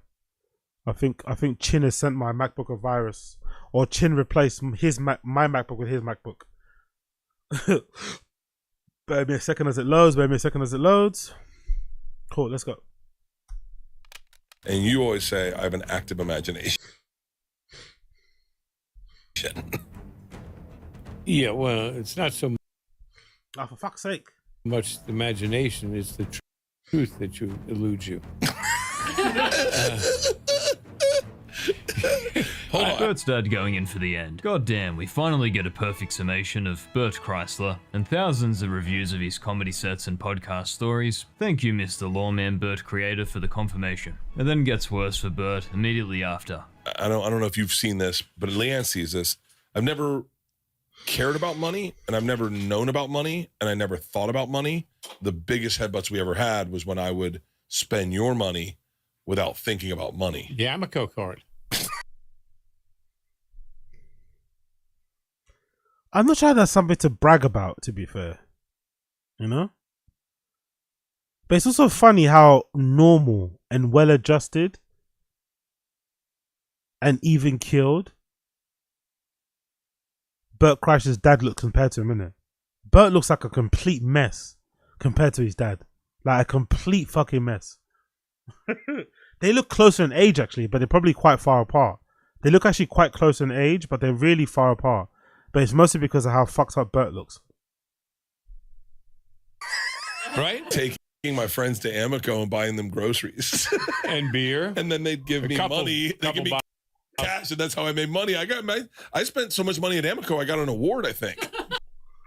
Hold on. So Bert used to take his dad's credit card and buy his friends booze, and they'd give him cash. So like, I'm assuming they'd give him the partial amount. So if he bought his friends a £20 or $20 bottle of vodka, they'd give him $5 or something. That's some rich kid shit, bro. That's some rich kid shit, innit? I've never even heard of that sort of thing. Like, what? I did not get any awards. The rich kid with the Amex card. I guess it's not alleged if your own lawyer father confirms it. Mom said he's doing great. I said, doing what? It must have been a letdown for Al to realize Bert was nothing like him. If only he knew that all he had to do was find Joe Rogan and wait until 2012. Oh wait, damn, that still wouldn't have had Bert with a job and paying for his own life in the meantime. Shucks. This then leads to the infamous chat they had on Bert's birthday in his late 20s about finally getting serious in life. And then I said, what the f*** are you doing today? You said, well, I'm partying. I said, you shitting me? I tried to encourage you to get a job and get on stage. Did you? I said, you're up there to get on stage. You're not getting on stage. What are you doing? What are you doing with your life? So hold on. So not only was Bert lazy and obviously a son of a rich kid, Bert also had to be encouraged, had to be pushed, had to be chased, had to be harangued into doing stand-up. It's one thing if you didn't want to get a job, he was lazy about getting a job or something, or doing the same thing his dad was doing. But he had to be, his dad had to push him to do stand-up. He could just do it himself. Crazy. You wanted to be a comedian. That one parenting moment was so valuable for me that I thought that was my approach to everything with the girls. And so I when didn't know that. Yeah, and for Bert to base how he is as a father off that conversation, brutal. Jesus Christ. As the pod goes on, you get more and more glimpses and anecdotes that show that struggle, a hard life like Al went through compared to Bert. Well, it's that old meme Joe Rogan loves so much, but it definitely applies here. Hard times create hard men. Hard men create soft times. Soft times create soft men. Soft men create China. Al's a hell of a lot more likable and understands the world in a way Bert just doesn't seem able. Even hits harder with the talk of the World War I, World War II generation, and Al's empathy for his father. Paid for, well-connected party comedian is a different hand in life, that's for sure. Then Al even turns around for a little bit of Brendan Schaub dunking inadvertently. He said, Brad's playing, you're not. And I just don't understand that. And you said to me, it's only baseball, Dad. It's a game. And I thought, boy, you have the right perspective. I'm one of those fucked up parents. I think it's more than a game. Oh, the timing on the baseball Dad mentioned. Fucking hell, bro. He did not. He's never taken anything seriously, innit? So he was a decent baseball player. Didn't really give a shit. His dad tried to push him in baseball. Doesn't give a shit. Tried to get him, push him a job. He didn't give a shit. Pushing him in stand up. He didn't give a shit until he gave a shit. Like Bert's never had any motivations to do anything or follow through with anything apart from drinking. He really lucked. Some people just get all the luck in it. As Thingy pointed out, big up Brendan Murray. Some people get all the luck in it. Like he said here, he got lucky twice by being born rich and by making buddies with Rogan. And also, like despite his own deficiencies and shortcomings and his tendencies to maybe self-destruct and stuff, he still figures it out. Still lands on his feet. Fucking hell, Bert. 10 out of 10. When you compare stuff like that to what Bert says about his daughters often, I mean, My daughters are going to be failures compared to you. They will make no one happy. I will be shocked if they get out from under my shadow. I mean, it's too awkward, isn't it? Look at the kid. Look at the kid looking at him. The kid athlete looking at him like, bro, I don't even know you, but why are you like ragging on your kids like this? Like, this ain't funny. Are you alright? Like, so uncomfortably awkward. Oh my god. white chicks, mediocre, not even that attractive. Your daughter. Yeah. I don't find them hot. What am I wrong? That's crazy. It's got to be cool for your parents to see this happen for you. Yeah. What the hell? All in the name of comedy and good joke structure, of course. Not weird at all. Anyway, well, at least the reddest man in the world and a jelly roll sang and danced together recently. Two picture-perfect Ozempic success cases for the industry. This is the universal sign for a liver speaking in colors. Red meaning help me now, yet the abundance that fame provides and Bert's famous self-control, well, as is tradition. Bert was normal colored not long ago, but with moments like these, he's not exactly helping himself, general public-wise. Probably the most Bert thing ever. 8 minutes. Bert was normal colored once before. It's fucking hilarious, mate. Bert was normal colored. It's fucking hilarious. of lawyer stories from his dad starts this podcast. 70s with stogies in the courtroom. The good old days, truly. Only for Bert to interrupt, as he always does. He's got a better attitude, and he's willing to go to court. Even these days he goes. Really? I think I would have made a good lawyer. Oh, yeah. It's all about relating, I think, to either. What? Why does he, like, again, maybe it's a delusion of grandeur of a rich kid. Maybe that's the thing. Maybe all rich kids have this idea in their head they can do whatever they want because they kind of can, right? With the resources. Their options are quite limitless, especially if you've got a parent that's maybe well established in certain industries, would have certain connections. But Bert's delusions are incredible because, like, what gives you any impression that you yourself would be a good lawyer? Because you speak on the podcast for hours. That's what makes you think you'd be a good lawyer, huh? Either the judge, the jury, or whoever you're. I would have made a good lawyer back when I was a kid and we go to those courts. Because I feel like the law system then, with like Harry Coe. You know, remember Harry Coe? Do I remember him? I brought you to talk about. Goddamn, dude. Al's sharper and more likable than Bert, and Bert's like, hey, do you remember your own career you brought me to that one day? For Bert to bring himself up as a lawyer, while his dad's talking about his lawyer friends, the nuances of being a lawyer. But no, what about Bert though? Bert did the exact same thing with Tom's new Netflix special as well. I gotta say this, okay? And I'm just curious. Yeah. Was there ever a conversation about we should put Bert in one?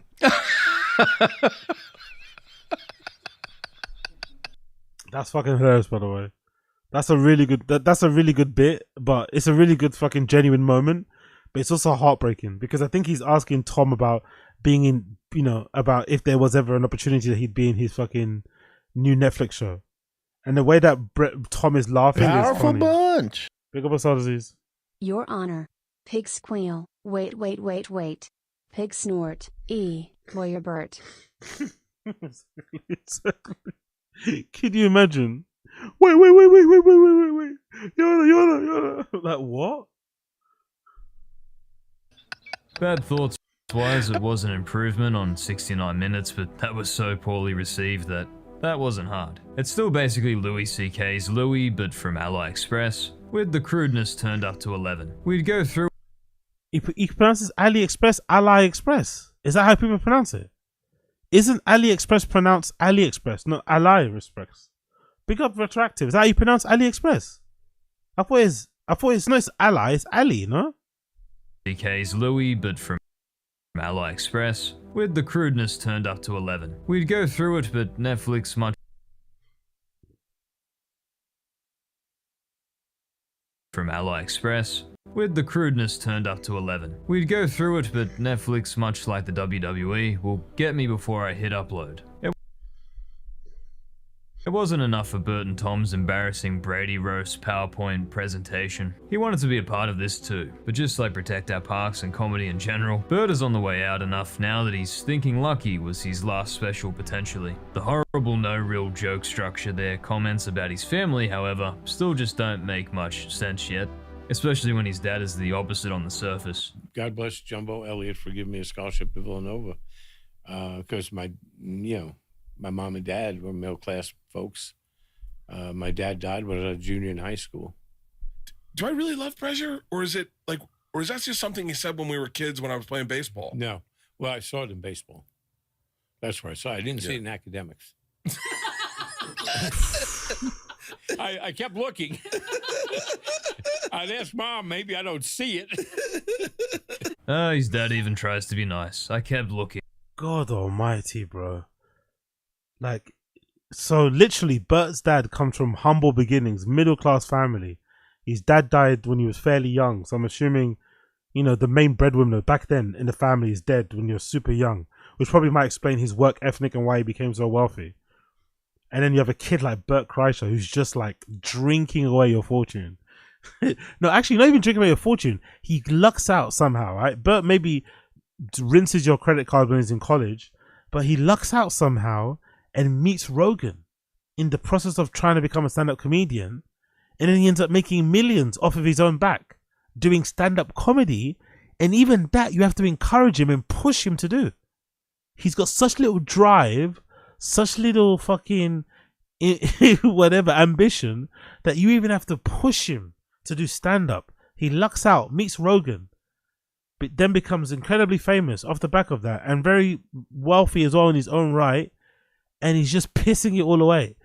It's saving your money, but you're still upset. You're like, fuck, you know, you could do so much. You'd be given such a good opportunity, you've been dealt such a good hand. You got so many privileges, like, take advantage of it. Make the most of it, but Bert's just out here squealing. Holy shit. Maybe I wasn't seeing it. It's a lot nicer than the things Bert has been saying about his daughters. But Bert is as well connected as they come now, even appearing at the WWE. Bert comes out and chokeslams 2 actual wrestlers. Jesus, honestly. Wrestling is a joke, isn't it? I don't know about you, but I'd be so upset if I was if I watch wrestling still, I'd be so annoyed if I turned it on, and I saw fucking Bert Kreischer's massive belly on my screen. I'd be so pissed off if I was into wrestling and I saw that. Like, what the fuck? I want to watch wrestling. Why am I fucking watching like, what is this? All these fucking celebrity cameos, quote unquote. I'd be so pissed if that was me. So pissed. Which upsets WWE fans, well, not the ones in the background there who loved every moment, especially when the robe is transferred from CM Punk to Bert, who proceeds to dance around the ring in pure Bert fashion for 2 minutes. Bert is so red compared to his father even, definitely not a red flag though. The newest 2 Bears sees Tom with a DMT vape now. I was like, I think I did tear my ACL. And then I got back to my room and I fucking smoked DMT. I hit... These guys, man, and the fucking drugs and the psychedelics, ay, man, get another person, like, and it's all from Rogan, by the way. It's all from Rogan. None of this is their own genuine personality. None of this comes from their own genuine interest. This is all just a Rogan fucking dick sucking thing. At least if you're gonna get into this sort of stuff, just get into it because you actually like it as well. Don't just do it for Rogan's sake, you know? It's like, come on, guys, come on.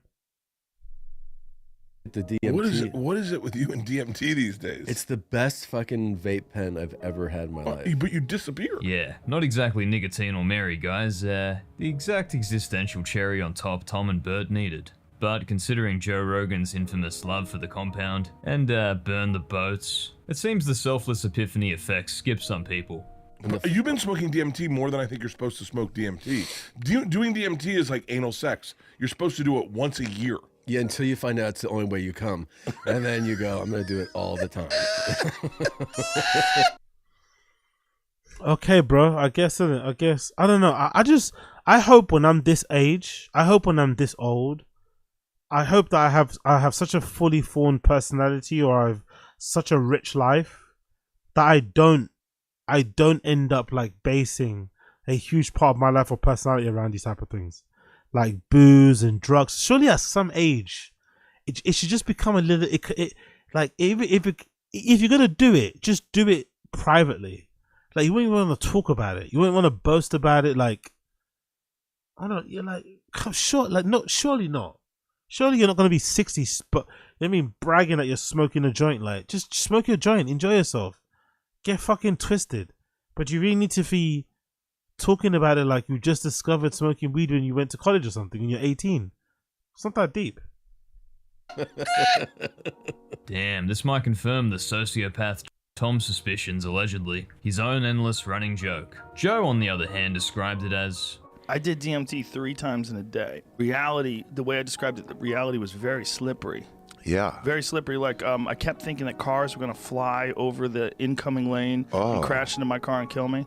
Even Bert knows at best it's a once-a-year endeavor. But someone with little fear wouldn't mind leaving their body entirely on repeat, I suppose. Yeah. I kind of want to do DMT. This can only end perfectly. Well, that's enough simulation for today. Please unplug me. And thank you for watching. Please unplug me. It's fucking hilarious. We got Retroactive, man. Yeah, it's just fascinating, isn't it? It's fascinating to see the dads, but I guess it happens across the board, doesn't it? It's like when you see like the parents of like goth kids and they're just like proper straight-laced, sometimes incredibly religious people. But in Bert's case, it's like his dad seems pretty chill, and Bert is incredibly annoying, incredibly insufferable. I'm imagining Bert probably drove his dad up the wall, bled his fucking pockets and wallets dry. Then he suddenly gets a career, you don't have to worry about him.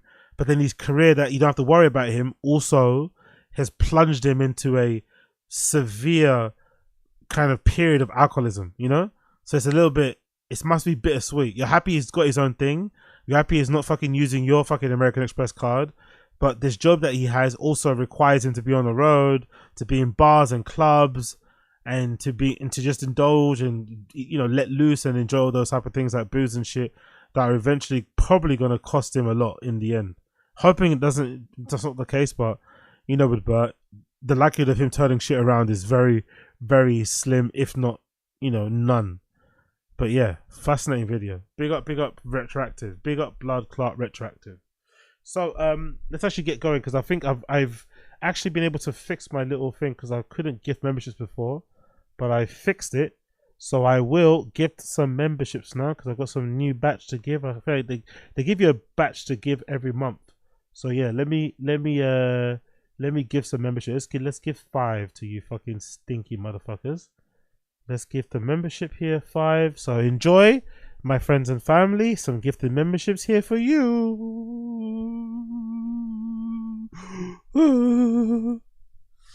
Cool. Let's continue.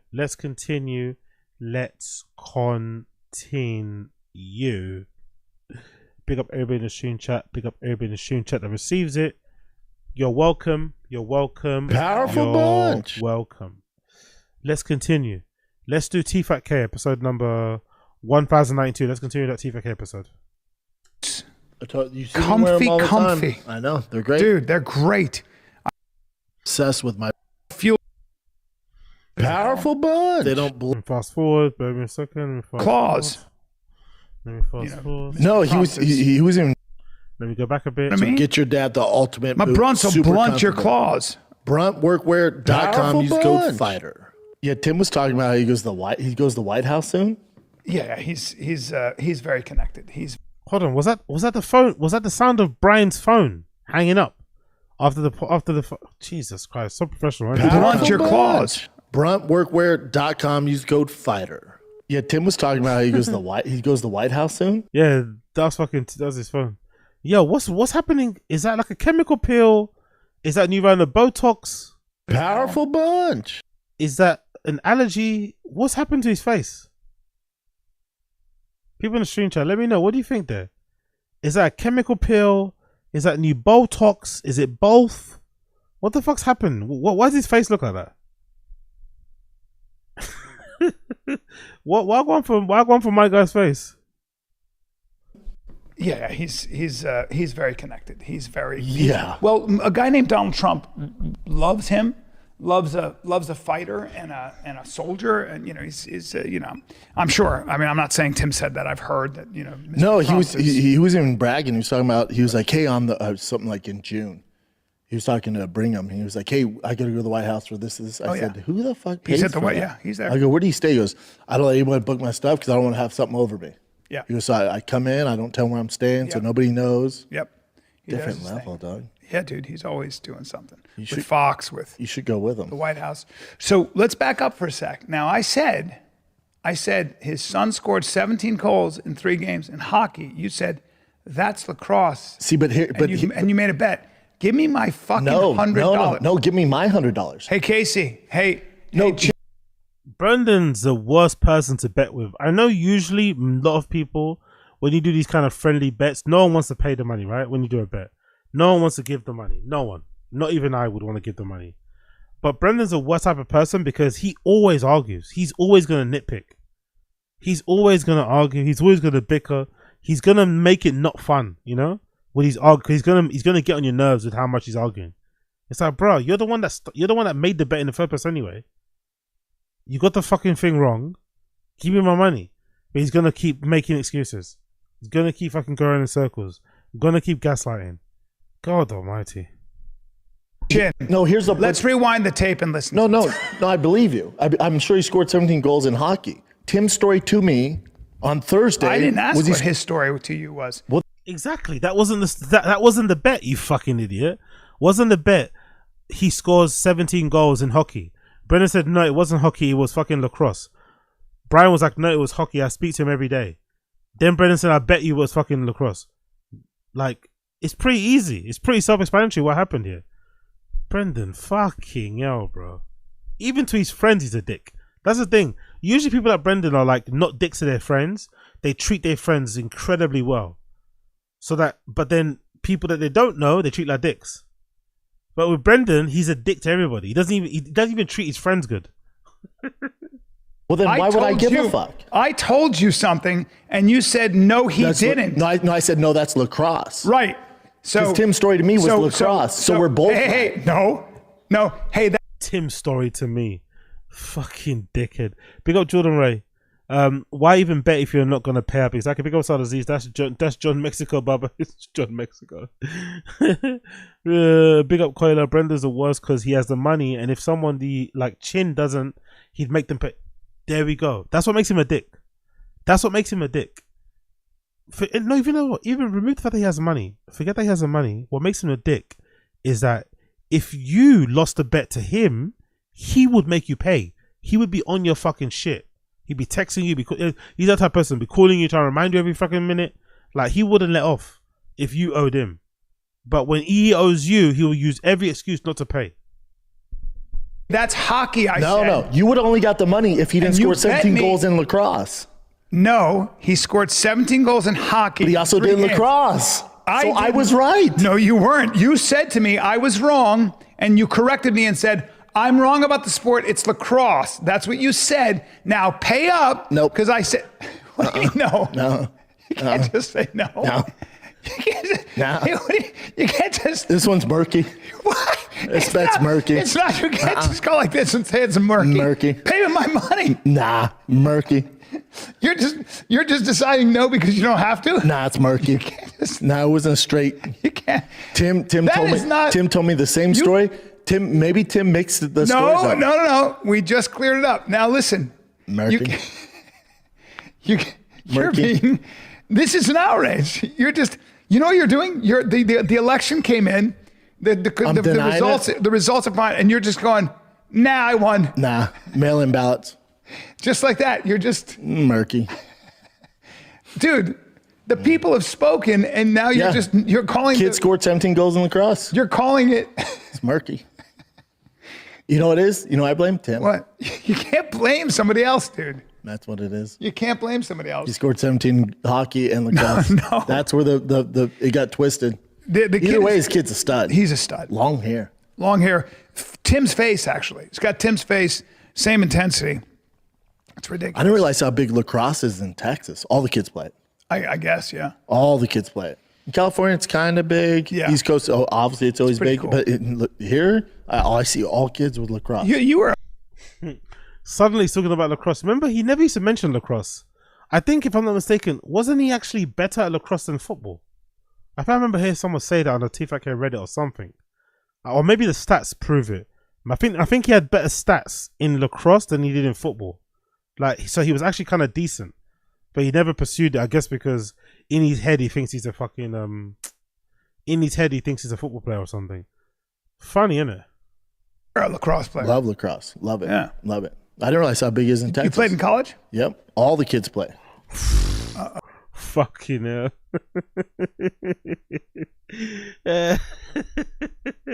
Sorry. I have to take a screenshot of this. I have to. Oh my god, mate. First episode in Austin, Texas. Joe Rogan's new home, new digs, the start of great things, and boom, the lights go out. Fucking brilliant. So on brand. So fucking on brand. Oh. This is our first day here, so. Yeah, it's our first day. I just don't believe in first day growing pains. No, me neither. I hold everybody to the highest standard. I know you do. I like to come in after doing no work. I want to thank you. And I'll tell you, Brandon. poor Chinny can't find a place to live in Austin because there's nowhere. Well, there's to nowhere rent. to live. There's nowhere to live. There's nowhere to live. He only had 3. The fact that they're mocking him about this is so fucking disingenuous, so tasteless, so shitty. And by the way, I love how you can see somebody walking up the stairs. You hear the sound of the steps. Oh my God, this studio, man. What a mighty fall from the fucking literal, I don't know, air hanger that was the fucking Thick Boy studio in LA to this really, really modest studio. It's so fucking hilarious how the mighty have fallen. But I don't like this. I don't like this mocking of Chin's living situation because this is partly their fault, you know? Like if Chin is a bit special. Chin does require a little bit of attention. I think they should have gave it to him, you know? I think they should have said, hey, we can see you're struggling to find a property. Let me put you in touch with somebody. Or in some cases, you can crash on our fucking couch. Or maybe you can crash in here. Or we'll get you a place to crash for a week. But please sort yourself out so that he's got his mind on... Because if anything, it helps them. If Chin living situation is sorted, he can be a better employee. His mind cannot be elsewhere. His mind can be on the job. You know, he can put his all into making sure the studio's set up and everything. But if he has to worry about where he's actually going to be sleeping day in, day out, he's not going to probably be the best producer he can be. But these guys don't understand that. Let's just mock him instead. 3 months to figure it out, man. Yeah. What else, buddy? I'm just enjoying, I am enjoying Texas. I'm enjoying the mothership. Yeah. Doing the mothership a lot. And that. Yeah, big up Quayla. Like, dude, just get a shitty studio apartment. He doesn't even have a pet or friend. That's the thing I don't get. Like, I'm assuming Chin is one of those people, though, who leaves everything to the last minute, but he's also incredibly indecisive, I would assume. He's a bit, he leaves stuff until the last minute, procrastinator, and very indecisive. Horrible combination to have. Trust me, I've been there. Being indecisive and being a procrastinator is a horrible combination to have. Powerful bunch. Big up Asad Aziz. Hey, beware realization. Real quick. Brian offered Snas a place to stay if she came to Alston, but no offer to Chin? I wonder why. Whoa. Weird. Real weird. We know why. We know why because fucking Sanaz has lips that grip, mate.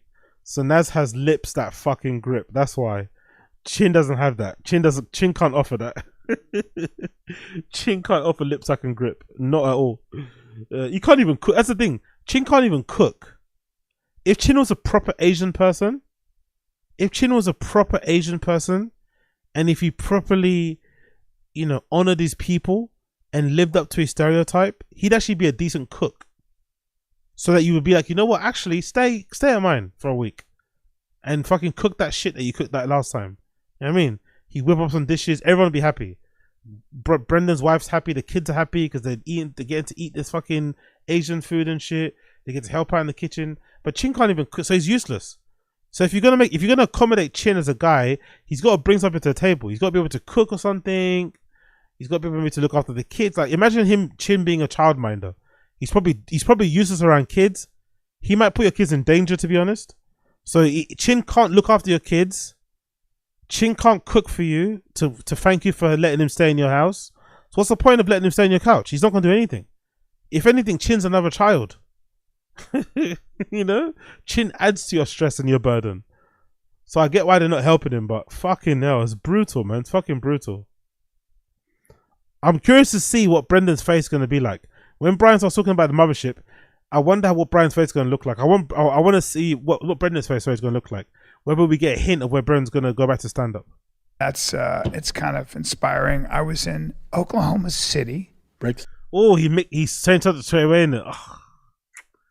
He switched the subject so quickly. He should have stayed on the mothership. I wanted to see Brendan's face when the mothership topic was there.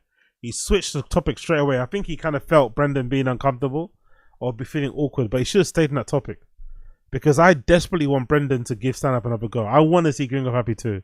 I'm sorry, I'm selfish.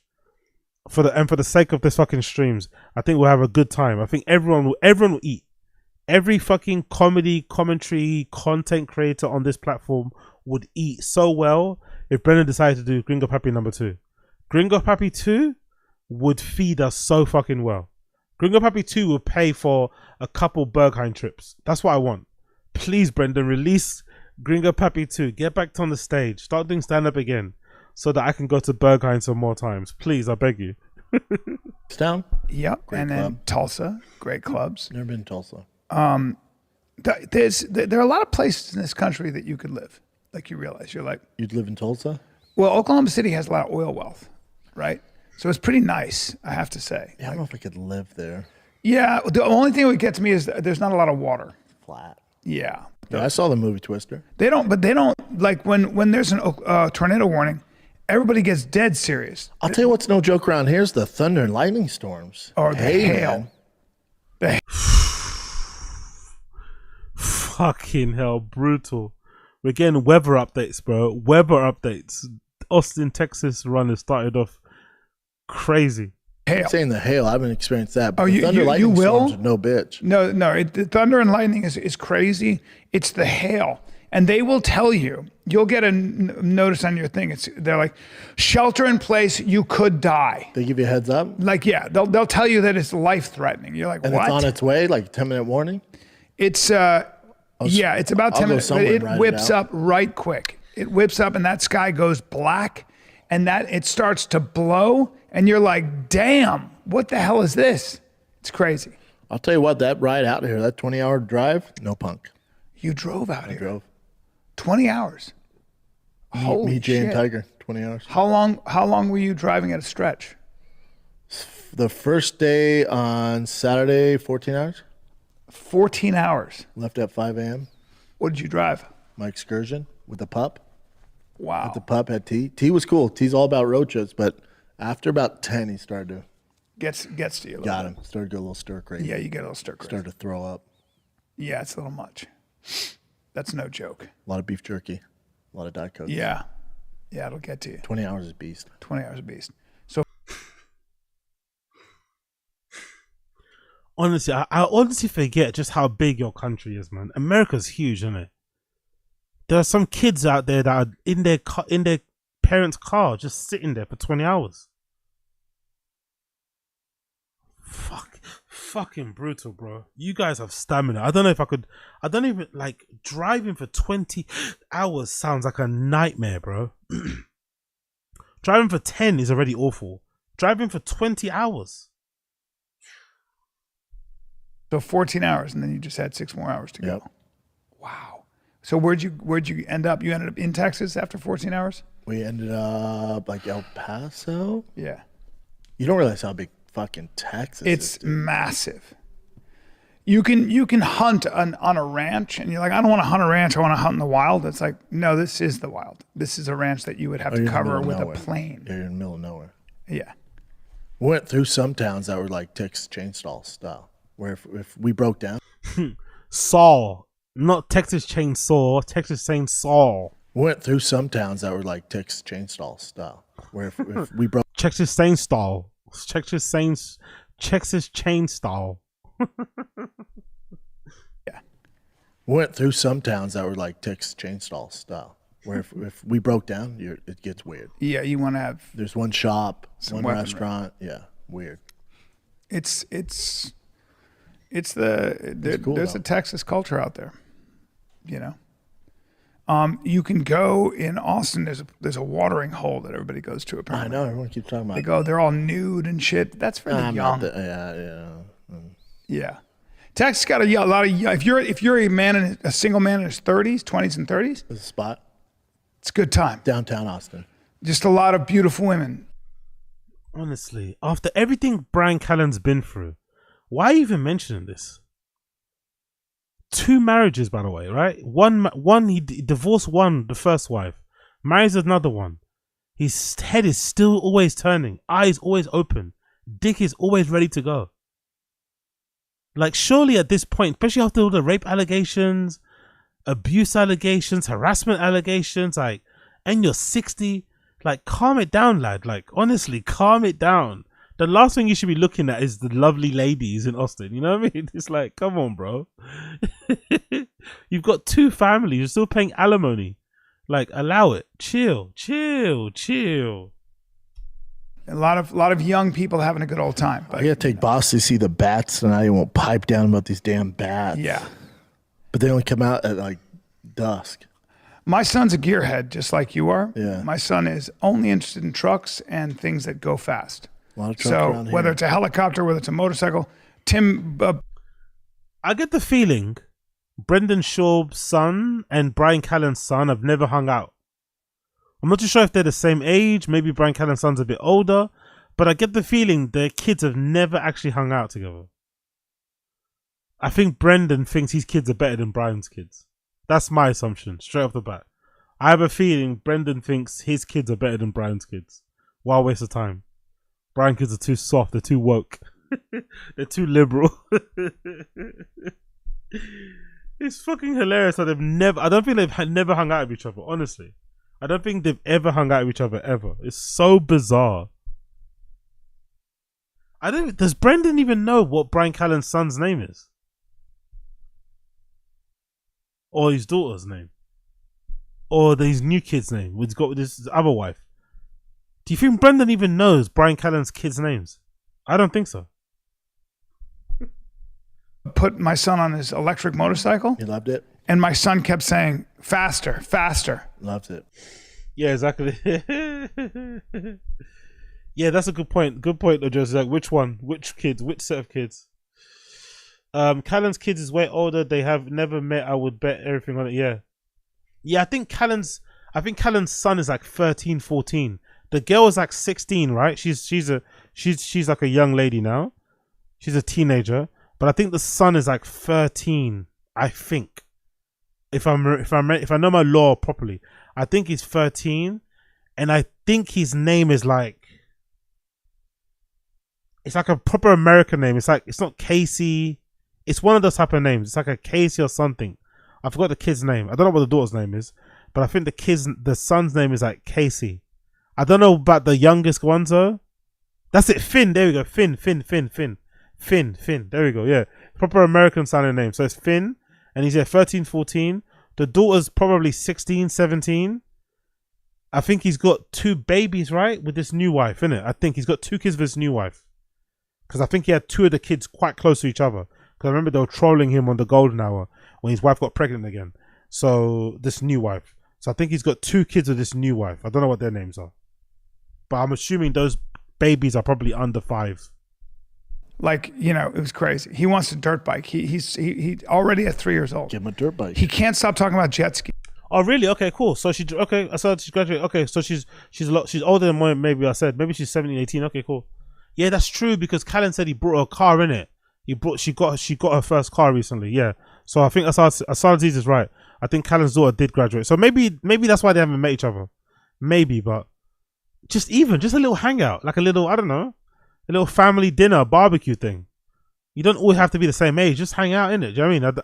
I don't think they've even met each other. Maybe. I don't think Callen's kids or Brendan's kids have even met each other. Geese. Oh yeah, you said that. It's crazy. So.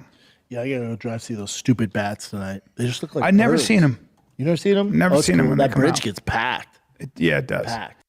And they all just fly out? Yeah, they're all staying there. Huh. What are they? Mexican tree bats? They're Mexican bats? They're here illegally? Mexican free-tailed bat. Boo. Honestly, sometimes I hear him making jokes. I'm like, hold on. Imagine we get that on the stage.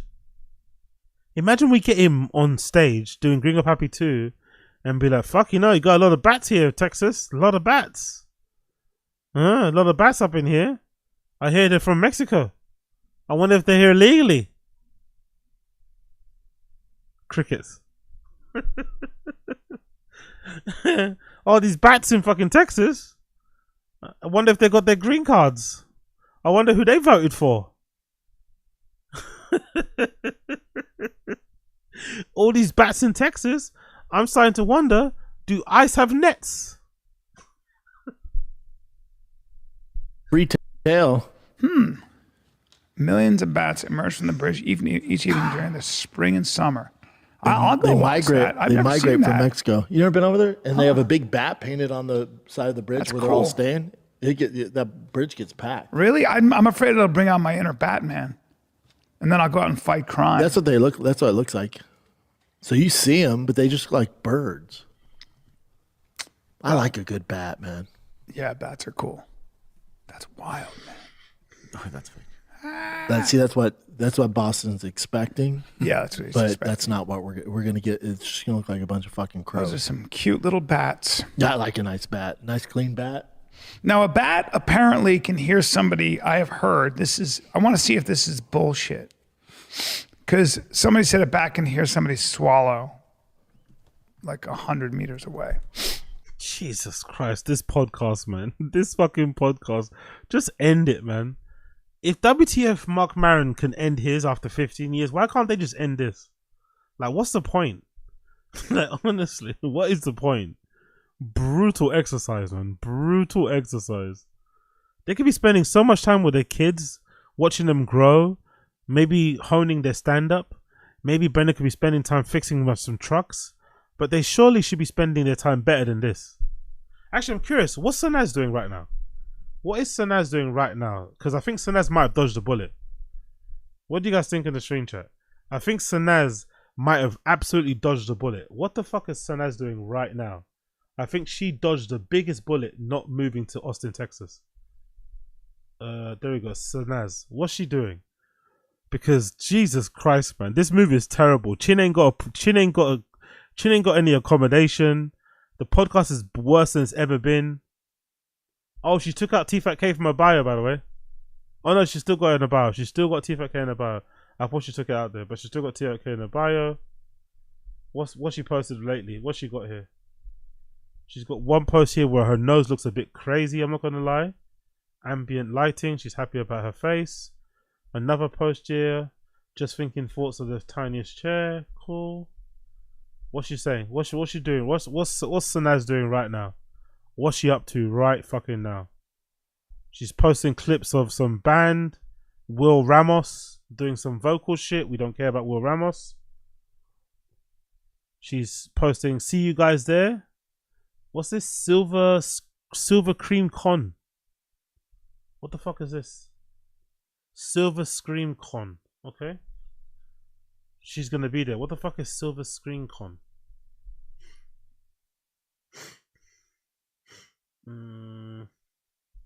4 more icons at SS. What the fuck is Silver Screen Con? What the fuck is that? Is that? What is that? Silver Screen, a New England weekend of music. Okay, it's a New England weekend of music, horror, gore, and more. With what? People from like horror movies on the panel, like a Comic Con but for horror movies. So loads of actors and people involved in famous horror movies are going to be on stage talking, doing their Comic Con thing and stuff. And then yeah, okay, fair play. Okay.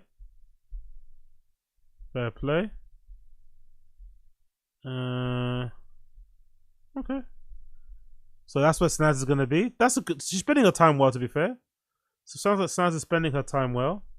She's doing some cool things. Con 4 returns to Worcester, Mass. This September 12th through the 14th at the DC U Center. Featuring appearance. Okay, fair play.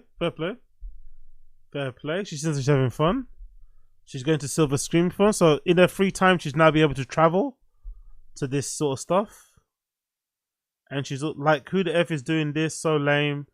Okay, cool. Okay, cool. Fair play. Fair fucking play. So Sanaz is having a blast right now. Living her best life. Sanaz is living her best life. Still got the post up there about Tfatk on her page. She still loves the boys. Let's actually see Chin's profile. What's Chin doing? Bear with me a second here as I quickly check.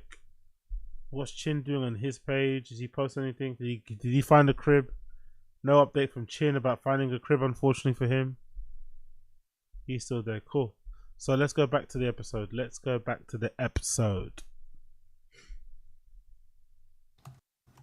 And I think that's not true. Are bats the ones that are blind? Yes, they use sonar. Echolocation. Yeah, what can bats hear that humans can't? Let's hit that. How well can they have nothing to talk about, innit? They're so fucking bored. What are the other topics? Did they add time? Of course, not. That's one thing we don't get anymore, by the way. No timestamps. Because Sanaz ain't there anymore, we don't get timestamps anymore. The days of timestamps are gone. Unfortunately, no Sanaz, no timestamps. R.I.P. Sanaz. They hear. Most bats beyond the humans can hear. All right, that means nothing to me.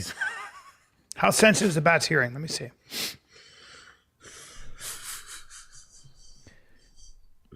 That's actually very impressive. Maybe read it, bro. It's a podcast, no? It's an audio king. Maybe read it. We don't know what you're talking about. Maybe read it. Common member bat hears lowest frequency any bat, even bats that don't echolocate on other mammals. I don't know what that means. Hey, put what it says. Why can't humans touch bats? Go to that. Most bats do not have rabies. All humankind's bats should be avoided to prevent exposure. Just because some have them. You know, just in case Bossy gets bit by a bat tonight. We went to the University of Texas baseball game yesterday. Really? It's great. Really? Great. Huh. Them boys are hitting dingers. A little hot? No. No. Everyone keeps complaining about the heat. I like it. I love the humidity, man. So do this I. morning, especially in the morning, Makes I you feel love better. it. Oh, I feel so I much agree better. with you. It My makes body feels better. My joints, everything feels better. Yeah, way better. Yeah. Cringe. Way better. Shout out to Bath. What else is going on? Have you gotten to any restaurants here yet? I seem to keep going to the same steakhouses. I've barbecues where I'm talking. Salt Lake. It's funny because they're mentioning this sort of stuff. This is the stuff that Tim Dillon hated. When Tim Dillon initially moved to Austin, Texas, all the stuff that these guys are speaking about is what Tim Dillon hated the most. He got he got bored so quickly of the barbecue shit. He was ripping on it so quickly. The people, the music, he hated it so like he soured on Austin, Texas so fucking quick. So it's funny these guys like, you know, sucking off Texas already or Austin for the barbecue and everything, and lapping all the fucking cliche shit up. It's hilarious. Terry Black's was a little underwhelming to me. Right? Not even trying to hate on their business. It is good barbecue, but it's overrated. A little overrated. Rogan swears by it. I've been everywhere, man. Yeah. Truth Barbecue's the best, and that's not Yeah. here. That's in Houston, I think. Yeah. Pecan Lodge in Dallas, right there. Yeah. I haven't Pronounce that again, bro. Yeah. Pecan Lodge in Dallas. Isn't it Pecan Lodge? Pecan Lodge. Is it pecan or pecan? Pecan. What's it? What did he say? And that's Yeah. not here. That's in Houston, I think. Yeah. Pecan Lodge in Dallas. Pecan. Sorry, was that Pecan Lodge, Dallas? Isn't it Pecan Lodge or is it Pecan?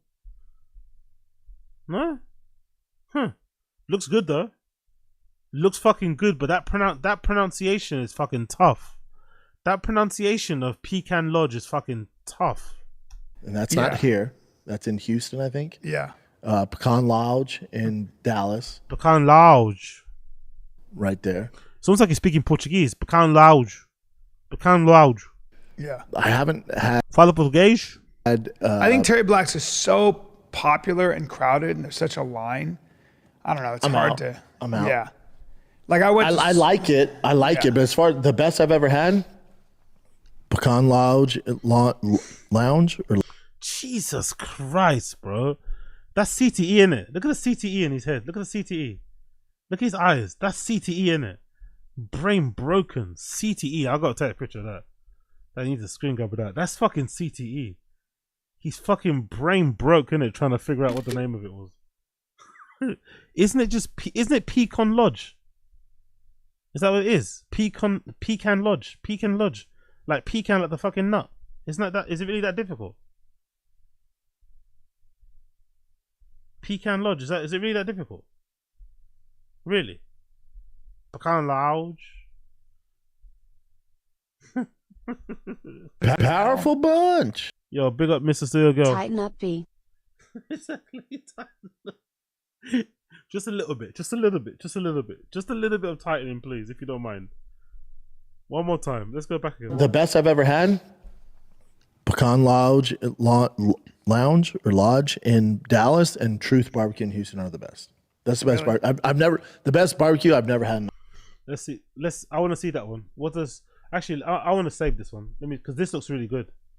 Let me save this to want to go. So if I ever end up there, I'll know where I'm going. I actually got it already saved. Was it Truth Barbecue in Houston? He says, right? Truth Barbecue in Houston. Let's see what that's look like. What does Truth Barbecue in Houston look like? I bet it looks scrumptious, isn't it? I bet it looks scrumptious. It's in Houston. S Heights Boulevard. Let's see what this is. South Heights Boulevard, I'm assuming that is.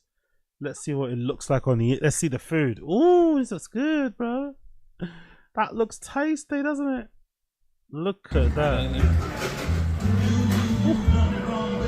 Look at that barbecue. This is Truth Barbecue. Mac cheese, coleslaw. Be good. Let's move that bread so you can see. They give you bread. Yo, I'm sleeping. They give you bread. Is that like sugar bread? Why is it so yellow? They give you thick slices of bread, plus all that barbecue, plus the fucking mac and cheese, plus the slaw. Holy shit. I'm shitting. I'm shitting hard. Bread so you can see the barbecue. Man, that looks good. It's cornbread. Okay, big up. Yeah, exactly. Big up Coil, exactly. I'd be diabetic if I lived there. Exactly, 100%. That's every American restaurant. Fuck you now. Brilliant, isn't it? Cornbread. So what's that? Yeah, that's the mac and cheese. I'm not sure. What do you guys think this is? That's the mac and cheese there. What do you guys think this is at the bottom? What's that here? Is that grits? What's this here on the bottom right? What do you think that is? Is that grits? Is that vegetables? What the fuck is that? Huh. Yeah, what the hell is that? What is this? Is that a pie? Is that like a... Is that some sort of dessert? What the fuck is this yellow thing here? What's this yellow thing in this little bowl? The ribs look good though. That barbecue looks fucking tight. That looks like it falls off the floor. Maybe potatoes or something. That's the menu, right? Brisket, pork ribs, pulled pork. What do you get on? They make sandwiches. They also get potato salad, baked beans, Brussels sprouts, corn pudding. Maybe that was what it was. They got tater tots casserole, collard greens as well.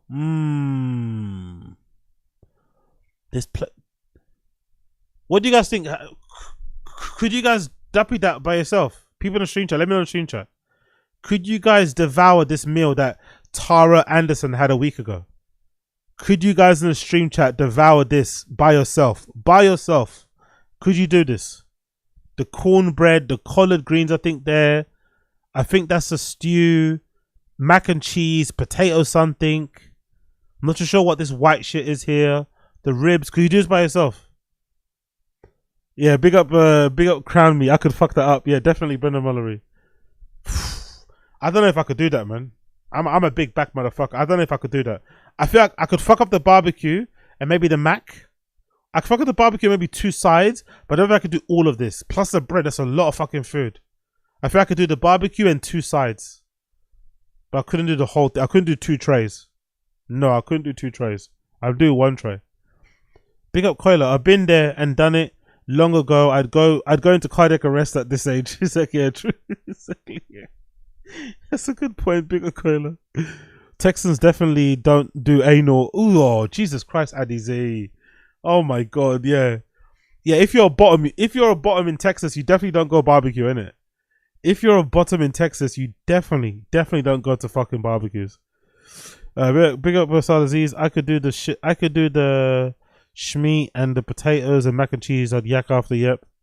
No eating all day. Supplements, exactly. True. Fucking hell. It looks good though. It looks good.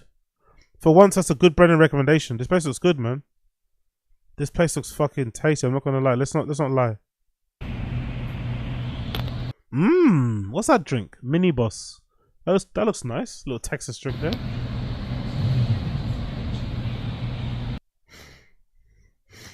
Yes, it's not a massive place. It's kind of a nice, decent place here. Look, that's a decent plate. That's a good modest plate. That's what you should be getting, right? That's a nice modest plate. Some sausage. There's 1 rib there. There's some potatoes, I think, there, and the mac and cheese. That's a good plate. That's a plate that everyone could finish. That's a good, modest, hearty plate. You know? That covers everything. You don't need to go so I don't think you need a tray. You don't need one big fucking massive tray, you know? Oh, looks good though. Look at that meat.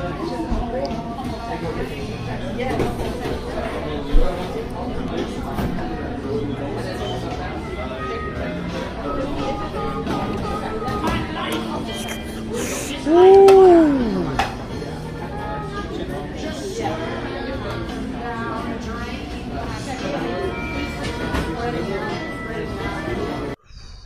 I could fuck that shit up, man. I'm not gonna lie. Honestly, that guy just if he was to take that meat there that he's slicing, he puts that on his knife and he holds it up into my mouth. I'm fucking deep throating that shit. Just slide it all into my mouth like you're putting fucking change in a fucking jukebox. I mean, yeah, big up the sausage 8 inches. Big up Coiler. AZ factor that it's 110 degrees Fahrenheit when you walk out. Oh yeah, true. With the meat sweats, that's a good point. That's a fucking good fucking point, mate. Very, very fucking good point. I'm not just maybe having barbecue every day in Texas if you live there, or even if you're visiting when it's really warm. It's tough. It's tough. It's tough. It's tough. There's some sauces. There's some desserts. Wow, look at the size of the cakes they serve. Yo, everything in America is so big, isn't it? That's a slice. You get look how high that cake is. And you get probably one slice for your dessert. Everything in them, honestly, it's actually a miracle in America if you're not a big back. Because the portion sizes are huge. Look at the size of that cake. I don't think you can find a cake of that size in most restaurants in London, in the UK. You couldn't find it that cake. Look how big it is. Holy, that's a red velvet one there, I think. Fucking hell. Those are some big fucking cakes. Oh, the slices are there. There you go. There's the slices right in there. You can see the slices underneath there. Look how fucking fat those slices are in the plastic containers. Don't get me wrong. I'd fuck that shit up, but wow. Those are some big portions, bro. Some big fucking portions. Oh, what's that?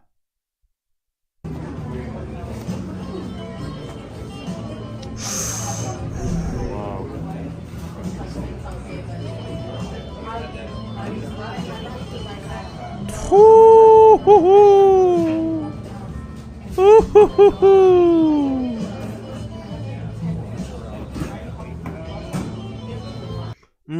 That looks good. Anyway, let's stop. I'm making myself hungry. Let's stop. I'm making myself hungry. I'm fat. Let's go. In Austin. What did you have? People, please send me recommendations. What? I have. What do you mean? I have my barbecue, baby. Yeah. My barbecue, baby. What do you mean? Just I have brisket. the brisket and ribs. I get the same thing everywhere I go. So that's how you can't just mix it up. There you go. Yeah, a lot of it might just have to do with the quality of the meat, all that stuff. I don't know. It's also the rub they put on it. It's the barbecue sauce. A lot goes into it, man. Yeah. I'm fucking starving. I know now. I want some. See how far away Pecan Lodge lights Salt Lick is from here. I think it's in Cedar Park, so it might be a ways. But it might not. But see if there's a Beehive barbecue right by me. And it looked super old. I like places that look old. You know they've been around there for a hot second. Yes. What kind of criteria is that for a restaurant? Don't you like it if they have good food? You want to go to a restaurant when it looks old. You just go to any restaurant that looks old, you're just eating in there. Surely it's about the food. Is the food good or not? Is it fucking value for money? Honestly, he just lies, isn't it, for the sake of it? He thinks saying that makes him sound cooler or makes him sound way more informed, but it just sounds dumb. Only eat in old places. Okay.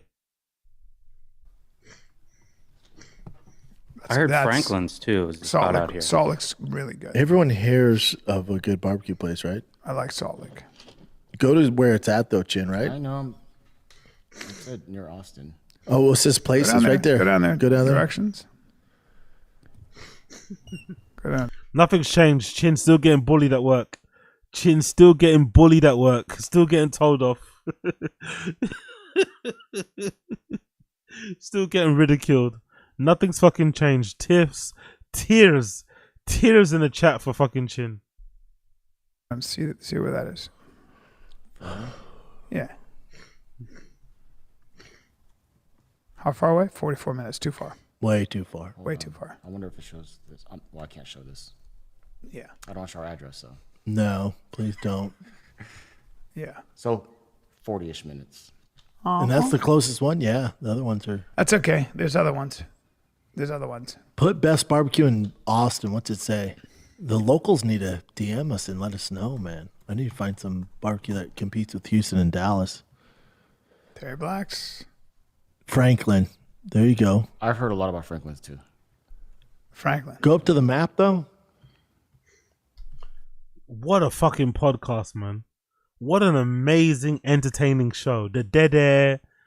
Brendan not being able to see the screen because it's literally just a laptop screen, probably so far away from him. He has to lean forward and squint. Brian looks like he wants to be anywhere else but home.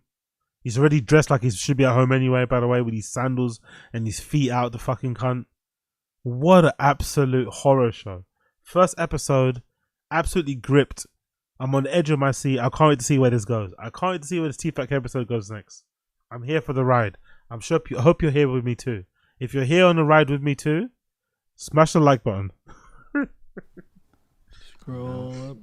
Oh, go to that Bee Cave barbecue for me. What's that? 4 out of 4? Bee Cave? 4.4. You see it right there under Bee Cave barbecue? Inside the maps or? It's on the map. It's on the far left. Thanks, Case. Family owned. I'm in. All right. BK barbecue, Okay. dude. I'll take the That fam sounds there. good. I'll get in that. Oh, look at them wieners. Damn, good sausages. Look at them wieners. Might have to get. Is that close to here right now? Yeah. Cue a dick joke. Incoming dick joke. Incoming dick joke. It is.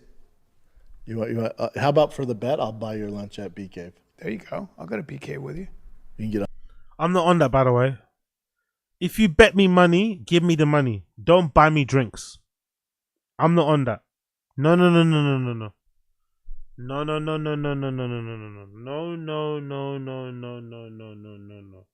If we bet money, give me the money. Don't buy me drinks. Don't take me out for lunch. None of that shit. None of that shit. I don't play that. Nope. Fuck you. Fuck you. $100 of wieners in your You know mouth. what I mean? Just eat a bunch of fucking. I'll treat you like Cassidy. Daddy's gonna go shoot himself an axis deer or something No, with you're a not. rifle. No, you're not. Yeah. I'm gonna go do that. When? You know. No, you're not. At the same time, I'm gonna get a tattoo. Yeah. No, I was talking to Rogan about it. I want to go shoot something just for meat. Of course you do. Oh, now they want to get into hunting. Now they're gonna be hunters because they're in Texas. Suddenly they want to be hunters. Fuck you know. Having a hard time finding meat? That's a train. That's a train? Yeah, there's a train that goes around. Oh. I just felt everything rumble. Fucking hell, the studio shakes. The studio shakes.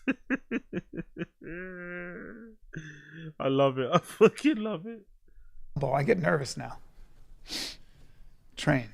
All right, guys, when it comes to home in this show, man, it's fucking a horror show. It really is. 4 million. 6. Like Simply Safe. There was a terrorist attack in Colorado, right? But now terrorist is a loose term. It's just guys throwing. The guy threw a Molotov cocktail and very badly Heavy on the burned cock. 8 people. Oh, big up Glitzy, big up Glitz. What's the best barbecue place in the UK? Glitzy. Oh, sorry, Gitsy.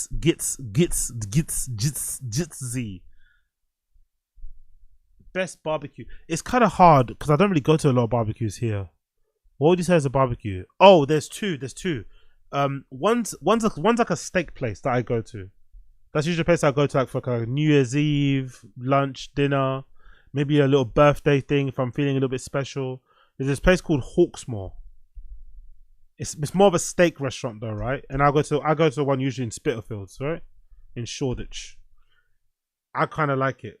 Probably the best steak in London. I think so. Probably the best steak in London. They used to have a really great steak and chips lunch menu that they don't have anymore. The burgers also to die for. But yeah, I go to Hawksmoor. Hawksmoor is one of my favorite places to go to, and they got a good Sunday roast as well. So this place called Hawksmoor. They've got a couple of branches in the UK. All the meat I think is reared here in the farm that they own somewhere in the UK and shit. So it's all really, really, really fucking well made, good shit. They got great mac and cheese, great steaks, all types of cuts. You know, great, nice desserts as well. Yeah, I go there, and obviously they've got burgers as well, and it's actually a nice spot as well to go for a date. Nice little bar, good little cubby areas. Like I quite like Hawksmoor. I'm not gonna lie, love it. Big fan of Hawksmoor. I go there quite often actually. Been there too many times, and I think for a proper barbecue.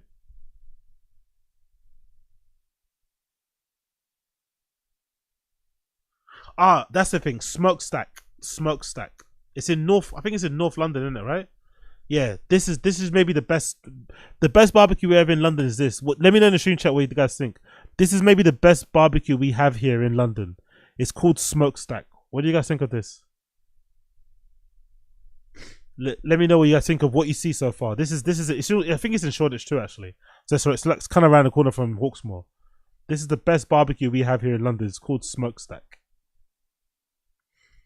Let me show you some desserts. Yeah, what do you guys think? It does. The portions aren't as big as yours, but what do you guys think so far? This is the best steak shop we have here. What do you guys think of that plate compared to you guys in the US? What do you guys think of that? Yo, Uche, wagwan, God, just big up Uche in the chat. What's good? Pre-ban for local. What's good? Is BBQ popular? Yeah, it's quite popular here too. It's quite popular. There's a lot of places that do barbecue type things here. It's quite popular. I'm not gonna lie. There's quite a few places to go to. I'm just naming the ones that I go to be fair. There's way more than this. There's a few others around the corner for me. But what do you guys think? Posh neighborhood? Yeah, I think if you live in New York, I don't know how to describe it any other place. If you live in New York, Shoreditch is like Williamsburg or Brooklyn now, you know? Shoreditch is like Williamsburg or Brooklyn now, or like what's that place called that everyone goes to? Dime Square, you know, that kind of area they have in New York. Or like maybe like Lower East Side a little bit, tiny bit like the Lower East Side. So it's a little bit fancy, but it's also a little bit rough on the edges too, because there's like restaurants and strip clubs and stuff. Well, that's malarkey. So what do you guys think of that? It's Big Buck Hour here, exactly. Yeah, y'all gotta have sausage with everything. Yeah, exactly. Yeah, big up Uche being disrespectful. I just know all your barbecue comes from baked beans. You know what's funny, Uche? One of my favorite things to eat. Barbecue baked beans. Woo! Barbecue baked beans on some toast. We're going fucking sizzler. Barbecue baked beans on toast. Don't play with me. But yeah, what do you guys think of our barbecue here in the UK? Let me know in the stream chat. Compared to you guys in the States, what do you guys think? What do you guys think about what I'm showing you on screen right now?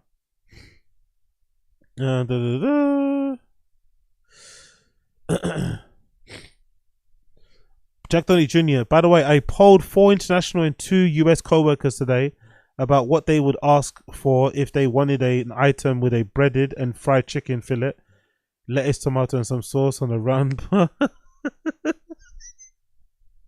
Jack Donny Jr., go fuck yourself.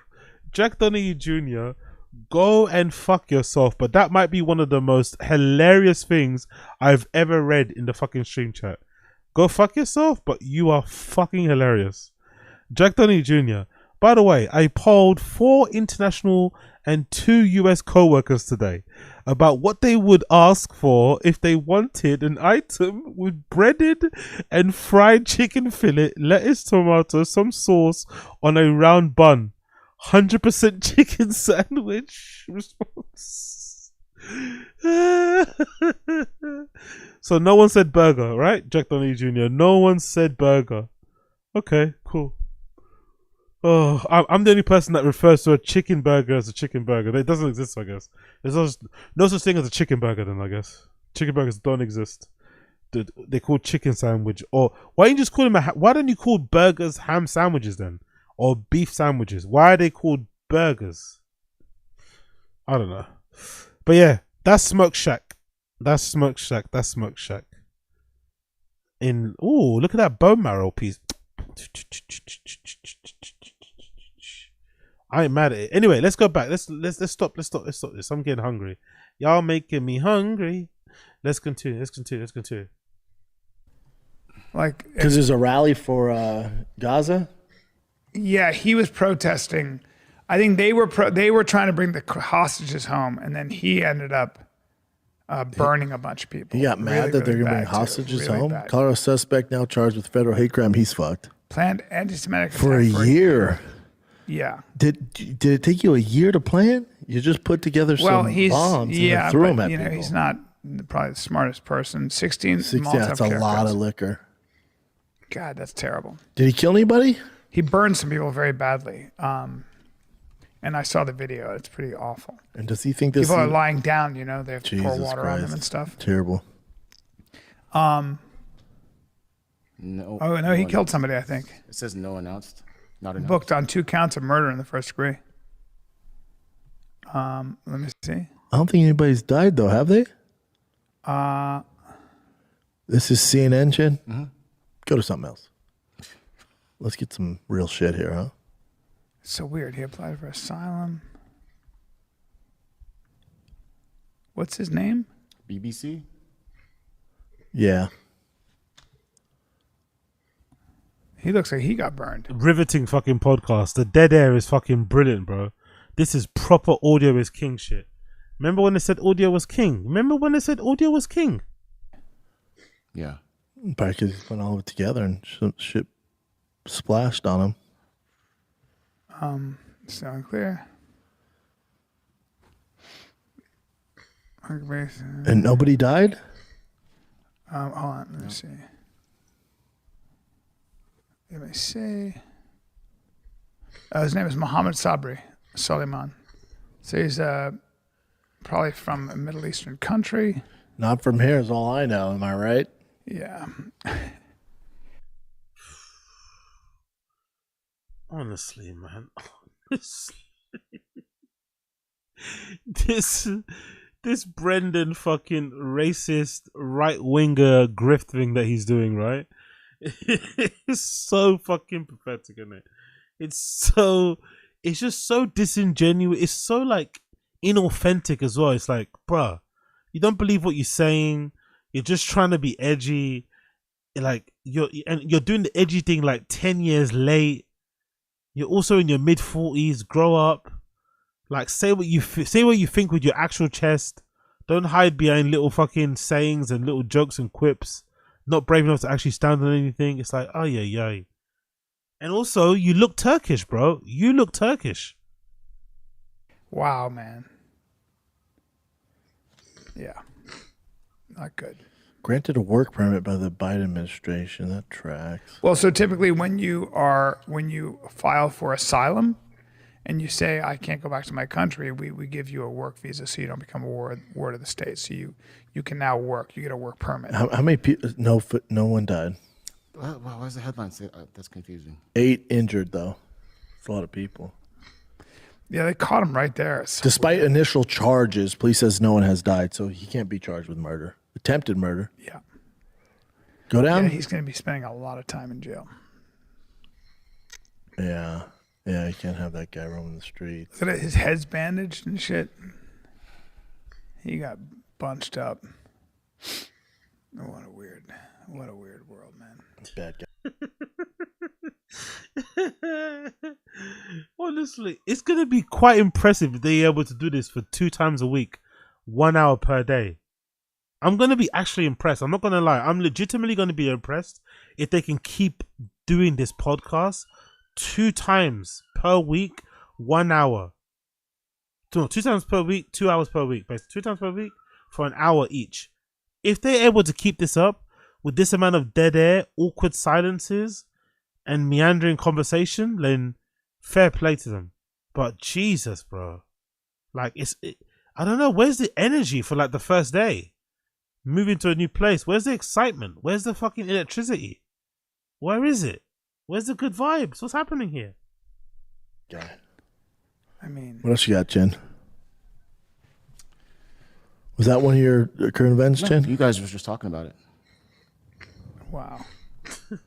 How about me and Casey rolled last night? What do you mean? Jiu-jitsu? We, I don't know. Yeah, I thought it was wrestling. Of course. They're actually best buds, you know. It's kind of sad for Chin. I'm not gonna lie. I don't think Casey's moved to Austin, right? It's kind of sad for Chin. Like Chin has actually found a new best bud. Like they're actually really close. It seems like. And then Chin follows Brendan to Austin. Damn. Just when he was developing this close friendship with Casey, it's now all lost.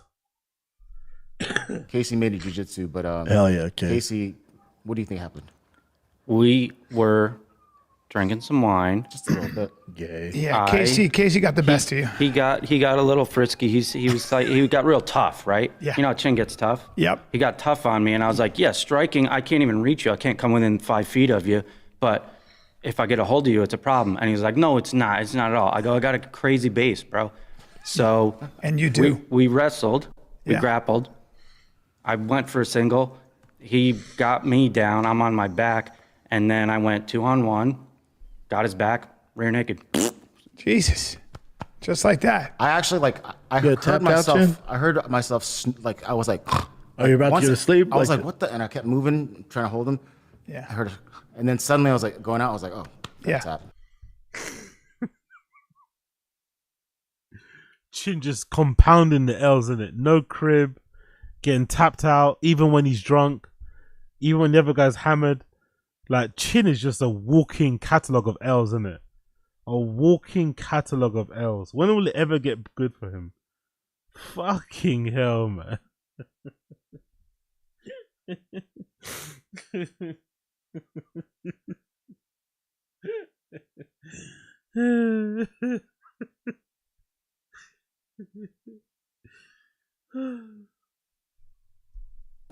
Yeah, Casey's strong as hell, dude. Drunk yes, he's very Casey, don't strong. fuck with him. Casey's He's very strong. strong. Drunk And also, Case, don't fuck with him. the fun thing about being a human being is that anybody who clamps onto your neck, it's going to be a long day for you, or a very short day. Very short day. You said long. I think most Hey, guys. You said long. Yeah, that's not. It's going to be a short day. Yeah. But most guys, You made it to serious, right? You made walk it to around serious. and they don't realize how vulnerable they are. Until you get a drunk Casey. Oh my god, we heard that line before. Powerful bunch. Big up Asad Aziz. Misa Chen. Yo life. Need many switches. Exactly. Big up Asad Aziz. Yeah, great acoustics recording in open loft, exactly. At least close the curtains, Bella. And yeah, that's the thing that makes me laugh. Like, that studio, right? It's like Chin has to switch over each side of the table, depending on what the show is. But I'm wondering, what are the curtains for anyway? Are they to block out the back bit? Are the curtains like meant to be like soundproofing in a way? Are they meant to partition? Like, what are those curtains even for? Because they're not closed. They're just left up. What's the thinking behind them? Is it just close it off the back so that if he's recording, you can't see the other side? But I guess they were fucking lazy and didn't close them. Or are they some sort of weird soundproofing because they're heavy, thick curtains or something? Casey on your back. Yeah. But like, you know how Why did you guys start wrestling though, drunk? Casey wanted to. Because you were talking all tough. I don't think. I said, let's Yeah, go. he Let's does move do the that. coffee table. Let's see what happens. Jesus, and we Casey. did. That's how you knew you grew up with Well, brothers. you're super Texan right now. You're Well, Texas. Look, I sorted him right out. He needed to get sorted out, and I sorted him out. I'm sorry, you got a real twang there. Is that from Casey and Chin had a little dust up. hours? Yeah, we had a little dust up. Little dust up. Man. Got a little dusty in that Airbnb, didn't it? It did. God, and then when did the sex start happening? Hey, come on. Shortly thereafter. Or, I mean, no, that didn't take place. Well, you were wearing them like a backpack, so Open up that peach cobbler, am I right, there boys? you go. There you go. Speaking of which, I heard you got red nuts. Is that? Oh yeah. Oh yeah, our boy Corey Sandehagen said on a podcast he made $2 million in 1 month on OnlyFans just showing his nuts. Yeah. And then, you know, my nuts are small from TRT, so I'm like, I'm probably not going to be a big money maker on there. But you got those big grand. My nuts are small from TRT. No, your nuts are small because you probably have a small dick. My nuts are small from TRT is such a mad cope, innit? That's an insane cope, bro. My dick would be really big and my nuts would be big if I didn't take TRT. All right, bro. Okay, whatever you say, brother. Grandfather I got nuts. big The old problem nuts. is they're like a maroon. They're a maroon. Honestly, man, the sitting cross-legged in a chair, like he just sits like somebody that comes. You just know he's got a trust fund, innit? Brian sits like somebody that has a trust fund. Brian sits like a man that definitely has a trust fund. Look at those feet. Those feet have never seen a hard surface in their entire life. He probably doesn't have a single nook on those toes. Not a single fucking bunion, nothing. Those feet probably look like his hands. Completely soft. Never have never had to wear uncomfortable shoes. Have never been stepped, like zero. All comfort. All fucking comfort. But I hate how he sits on chairs.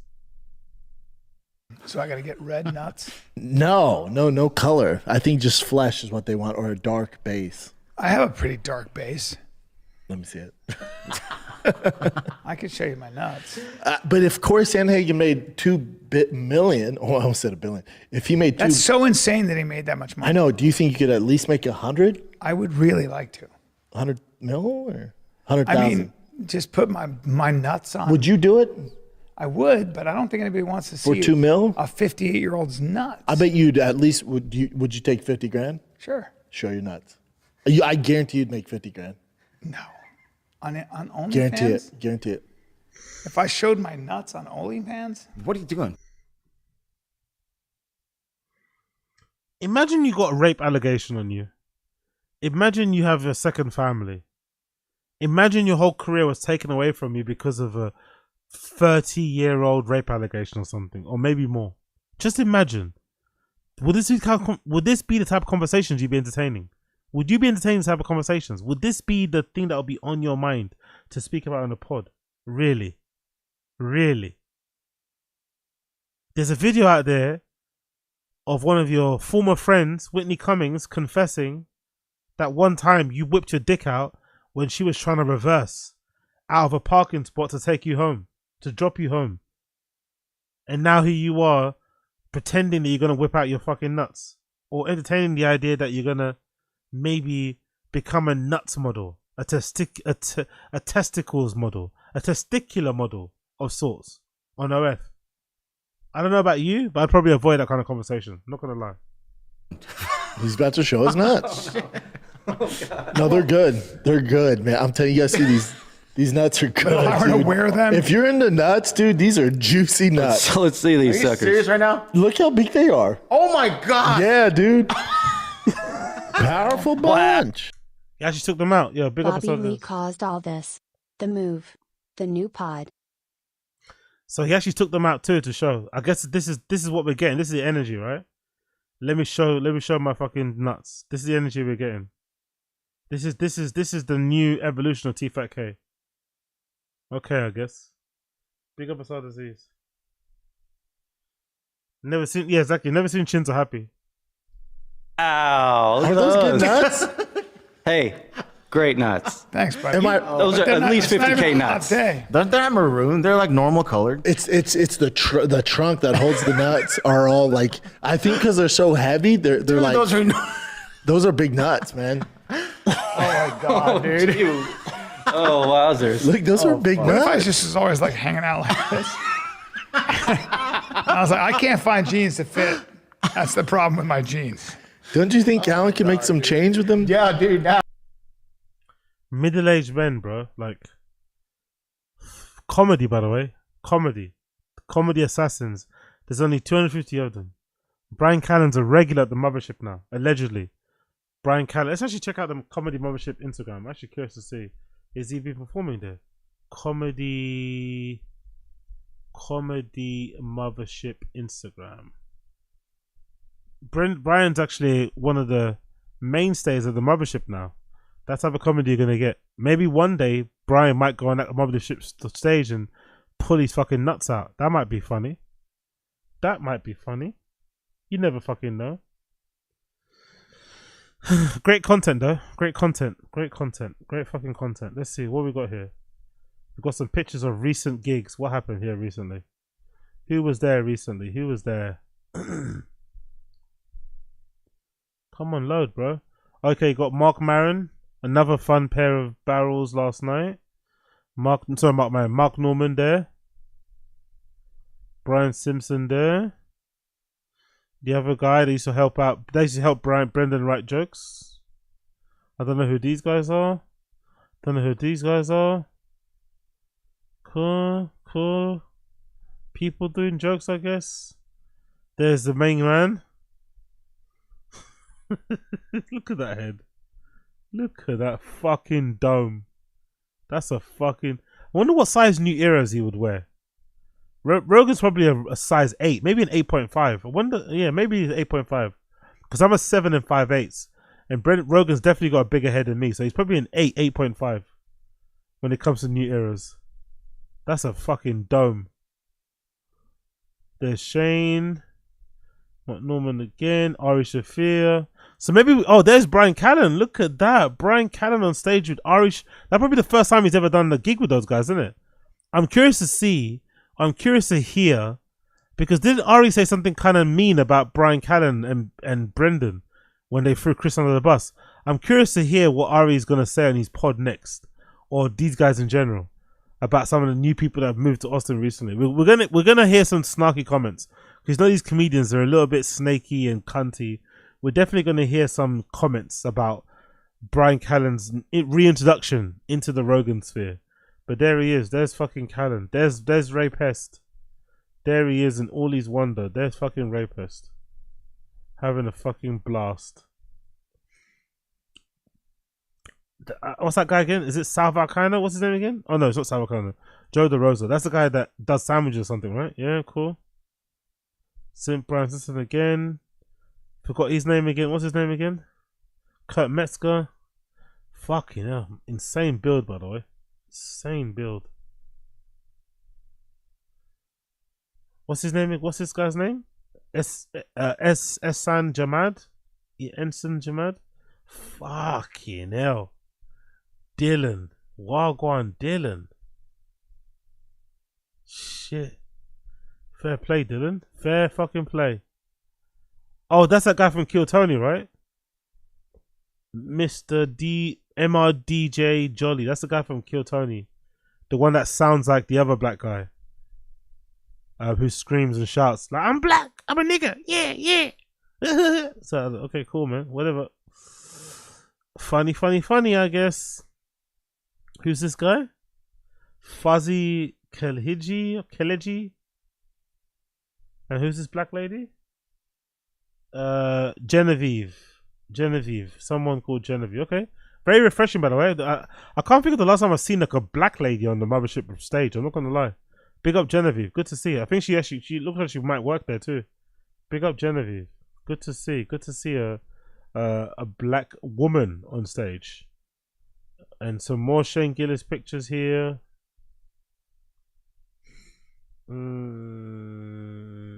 Okay, who's this again? What's his name? Jimmy Carr, Kill Tony. Cool, man. Oh, that's that Hollywood actor guy. I forgot his name there. That's one of the bartender girls, right? I forgot her name. What's her name? Gina. Definitely very tasty. Okay, who's this? Is that Dave Smith? Okay, William F. Montgomery. Cool. Fucking hell. Jugs on that. Alright. Fair play. There we go. Kill Tony vibes. Let's continue. Actually, you know what? Fuck that. Let's not continue. I'm gonna pause that. That podcast is so fucking boring. Let's continue. Let's do I think there's a new update regarding what's his face? Brendan, actually. There's a new Brendan update. There's a new Brandon update. Let's go on Brendan Schaub's Instagram. I think I may have seen a new Brendan update. There's a new shocking, truly shocking Brendan Schaub Texas update that you're gonna be dying to see. Go on the stories. Brendan Schaub Instagram. Look at that, brothers and sisters. That's the update. Brendan Schaub got a new haircut. He cut off the hair. Hair has been cut. And he might have an earring. Has he got an earring on as well? It's the return of the yellow glasses. It's the return of the yellow shades, the yellow aviators, the Bobby Lee aviators. It's the return of the Bobby Lee shades. And he's now cut his hair off. He's cut off his long locks at the top of his hair. He's cut it off. To be fair, I think he actually looks better this way. I'm not gonna lie. I actually think he looks better with this like buzz cut, this level 2, whatever this trim is. Especially without all the fucking hair dye and shit. You know what I mean? He actually looks way better this way than the fucking greasy, non-washed fucking hair he has at the top. He actually looks way better like this. Way better. It's just funny, you can see where, you know, he's got that weird hairline. You can see, look, a little bit of that hairline here. So I guess he makes his barber cut his hairline back a bit, pull it back. Because you can see some of the hair here. That little bit of the shade. But he looks way better like this, in my personal opinion. What do you guys think? I think he looks way, way, way better like this. He needs proper taper fade. Yeah, for sure. It's a bit of a white boy fade, but what do you guys think in terms of looking wise? Do you think he looks better with his haircut, or do you prefer it with the other one? Big up Coiler, yeah. Men who take these samples, exactly. Exactly. What do you mean? He looks like he takes it up the ass with $50.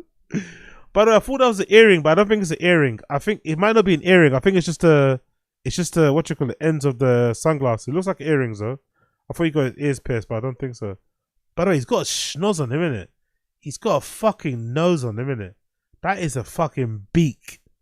That is a beak, bro. That is a fucking beak, innit? I didn't realize how big his nose is. His nose is huge. That's the first photo on Grindr. Yeah. Dude, take a step back and look at him. Look at the man. Bring back the greasy mullet. Big up Vagabond. He got the grey hair. Current what's that? Current Andrew Dice Clay vibes. Yeah, big up down in the comments. It's very true. Oh, true actually. It is giving Andrew Dice Clay, in it. Yeah, you're actually right. He actually does look a lot like Andrew Dice Clay with his haircut like this. Don't pass him the nutshell with that nose. He looks like Elliot Gould in Ocean's 11. Does he? Is that Elliot who? Elliot Gould, Ocean 11. Oh my god. He kind of does. Actually, with the hair, he actually would look way more. Oh, that's fucking hilarious. Big up Asad Aziz. That is fucking hilarious, man.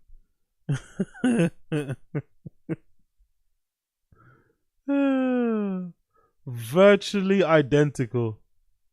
Virtually identical, eh? Look at that. Look at that. Who would have guessed it? Who would have guessed it?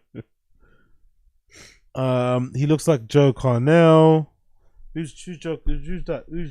Joe Camel. Yeah, of course, Joe Camel. Joe Carnell. Joe Camel. The glasses remind me of that tacky group. Don't exactly. Yeah, I don't know. It's just I also imagine he's trying to blend in with the place he's at. I'm assuming a lot of guys in Texas, for whatever reason, maybe because of the heat, cut their hair short. So he's also trying to blend in and look more like a Texan. So we're gonna see him wear more hats. He's gonna have his hair low. He might go even bald. Yeah, I think that's what's happening here. I've got the feeling he's basically doing monkey see, monkey do. So he's copying all the people out there in Texas who have their hair cut short or cut low too. Absolutely hilarious. Okay, cool. Let's move on. Let's do a comedy apologia. Shane Gillis made NIKKI GLASER regret denouncing him. Let's play this. Big up Apologia, Comedia. One of my favorite channels on here. They do great stuff. I fucking love them. Big up Apologia, Comedia. Shane Gillis made Nikki Glaser. Regret denouncing him. Let's fucking go. Glaser did Howard Stern and talked about how I should be fired. Should Shane Gillis have been fired from Saturday Night Live? Yeah. I was uncomfortable There's a watching line. what he said. And then the next time I saw her, she was like, have you gotten help? And he did the roast. He killed it. And I gave him a joke right before. The joke I gave him, I gave it to him right before. What was the he joke? went on. I don't want to say. All right, Puerto Rico. It was an insult personally at one of the comedians. Nikki Glaser's right a before whore? he Was shut that it down. Up, Mark. No, Ruining I wouldn't everything. trash Nikki. I love Nikki. I like Nikki too. Nikki has such a bad eating disorder, the industry keeps shoving her down our throat. What are you laughing at? God. Oh, really? I didn't know that. That's brutal. Big up fucking Shane. That's fucking brilliant. Big up Shane. Passing Tony Hinchcliffe a joke about Nikki Glaser because he's still wanting to get the fucking stab in there for her throwing him under the bus. I love it. Big up fucking Shane. God. What are you laughing at, Shane? Nothing. Keep talking to her. I like to watch the faces of people around her when she's going. And what do you see in those faces, Shane? What do you observe and what makes you giggle? I see people's souls leaving their bodies. Shane Gillis is one of the biggest comedians on the planet, but back in 2019, right after he got fired from SNL, no one could have predicted he'd be selling out arenas. At the time, he was one of the most talked about people in America, trending #1 on Twitter for days. Everyone had an opinion about whether or not he deserved to be fired. And for a lot of people, it felt like they were more eager to toss Shane under the bus than to speak on it. Look at W. Camus Bell. As a comic who also quote unquote pushes boundaries, LOL at Camus Bell thinking he pushes boundaries, bro. Fuck off. The only thing you're pushing is that fucking let me say that. Part of the deal getting pushback.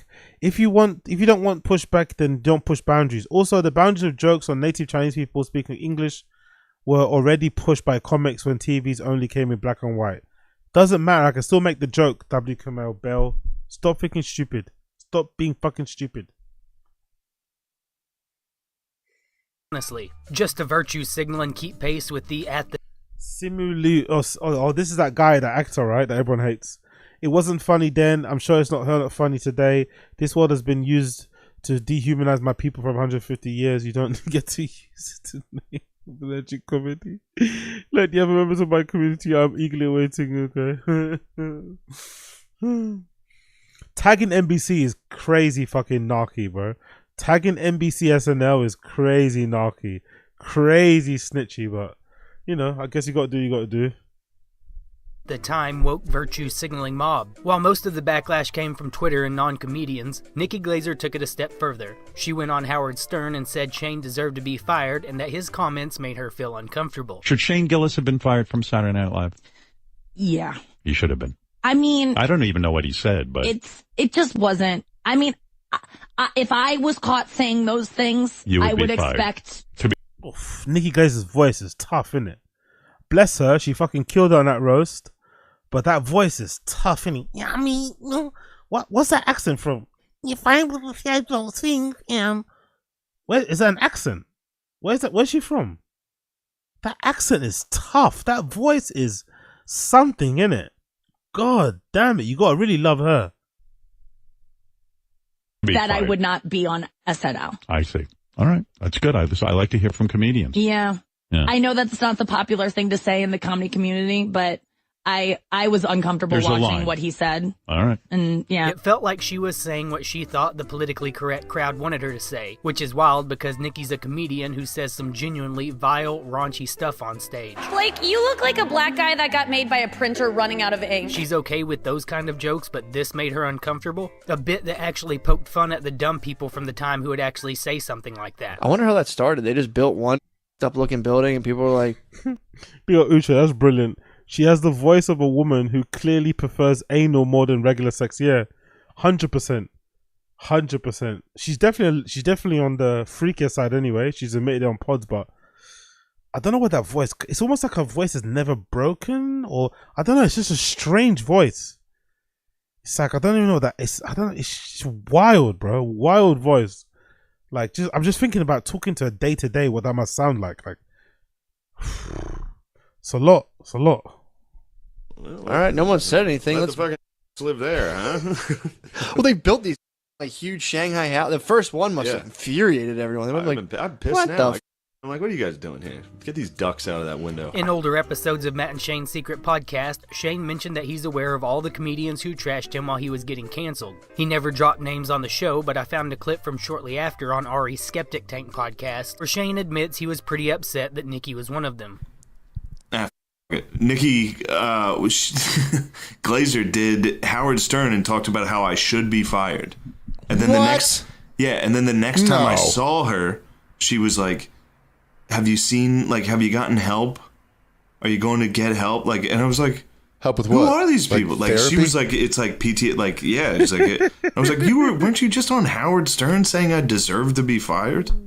Wow. I don't know. It's a crazy word. I delete that part. I shouldn't have said her name, whatever. Years later, after Shane's comeback was well underway, BERT Kreischer invited him to join the Fully Loaded tour, where NIKKI just so happened to be part of the lineup. So when they did a bus cast together, Shane took the opportunity to troll her ruthlessly. Do you think about all the money? Do you think about the people not getting to see you and how you're gonna have to come back here at some point? And the wasted day. Like, for me, it wasn't a wasted day, though. I feel like even if we don't get to do a show tonight, I had so much fun today. And that slide. It's nice that we get this hang, because I was kind of getting sad because we have to leave at midnight tonight as opposed to having a long hang afterwards. What are you laughing at? God, what are you laughing at, Shane? Nothing. Keep talking. Every time I start talking a little too long, he starts laughing, and it makes me self-conscious. But I'm just saying that I'm glad that we have a hang now as opposed to a show. I like to watch the faces of people around her when she's going. And what do you see in those faces, Shane? What do you observe, and what makes you giggle? I see people's souls leaving their bodies.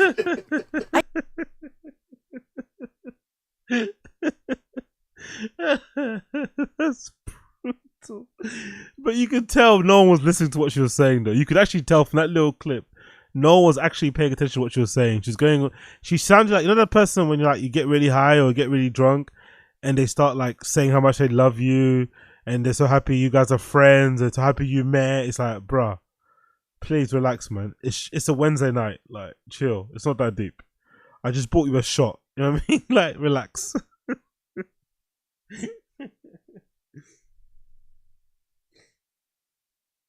I do this for a living, Shane. It's really insulting. I'm sorry. I'm fucking. It's hilarious how Shane just stares at Mark Norman during the whole thing. You can see the disdain radiating off of him. And honestly, you can't blame him. NIKKI's not funny. She's just the only person in her demographic who can speak publicly without crumbling. She's not a comedian. She's a raunchy public speaker. She tries to pull rank by saying, I do this for a living. Like that means something. To Shane Gillis, a guy who co-hosts one of the most successful podcasts on the planet. In an attempt to ease the tension, or maybe just her own guilt, NIKKI admits she was wrong for calling Shane out on Stern. She says she even apologized to him on Instagram before joining the Fully Loaded tour. You know what? One thing about this trip that I've actually really loved is that I love this guy now, and I think that we. Oh my! Of course you do, because he's now rich and famous, isn't it? I don't know about you guys, but like, I don't really have. That's the thing. I don't think I'm petty enough. I kind of wish I was, but I'm not. I don't really care as much as I probably would hope I would do. But there's a part of me that kind of longs for that kind of get back, you know? You know, the people that left you unseen, the ones who didn't reply to your messages, the ones who didn't maybe reach out, whatever, right? You kind of want to get back when you're up, but I don't really think about it, you know? You kind of just move on, you know, whatever. But it must feel good, though.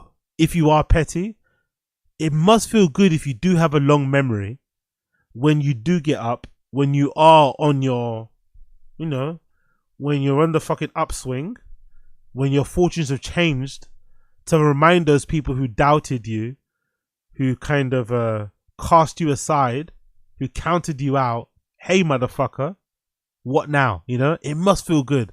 I couldn't do it because I generally don't think I have the ability to be that petty, or I don't really like, I do this weird like deleting thing in my brain. I don't really, I mean, I don't, whatever, I just move on really quickly.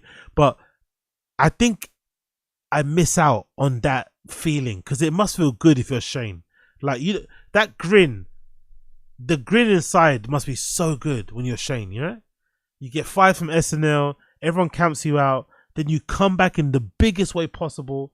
Since then, I think he's appeared on SNL like 4 times, maybe 2 times, I don't know. Like, you're on fire, shows come on Netflix, selling out tours, dating fucking TikTok girls. Do you know what I mean? Like, Patreon booming. Like, it must feel so good to be like, yeah, of course you want to be my friend now, Nikki Glaser. Of course you want to be my friend.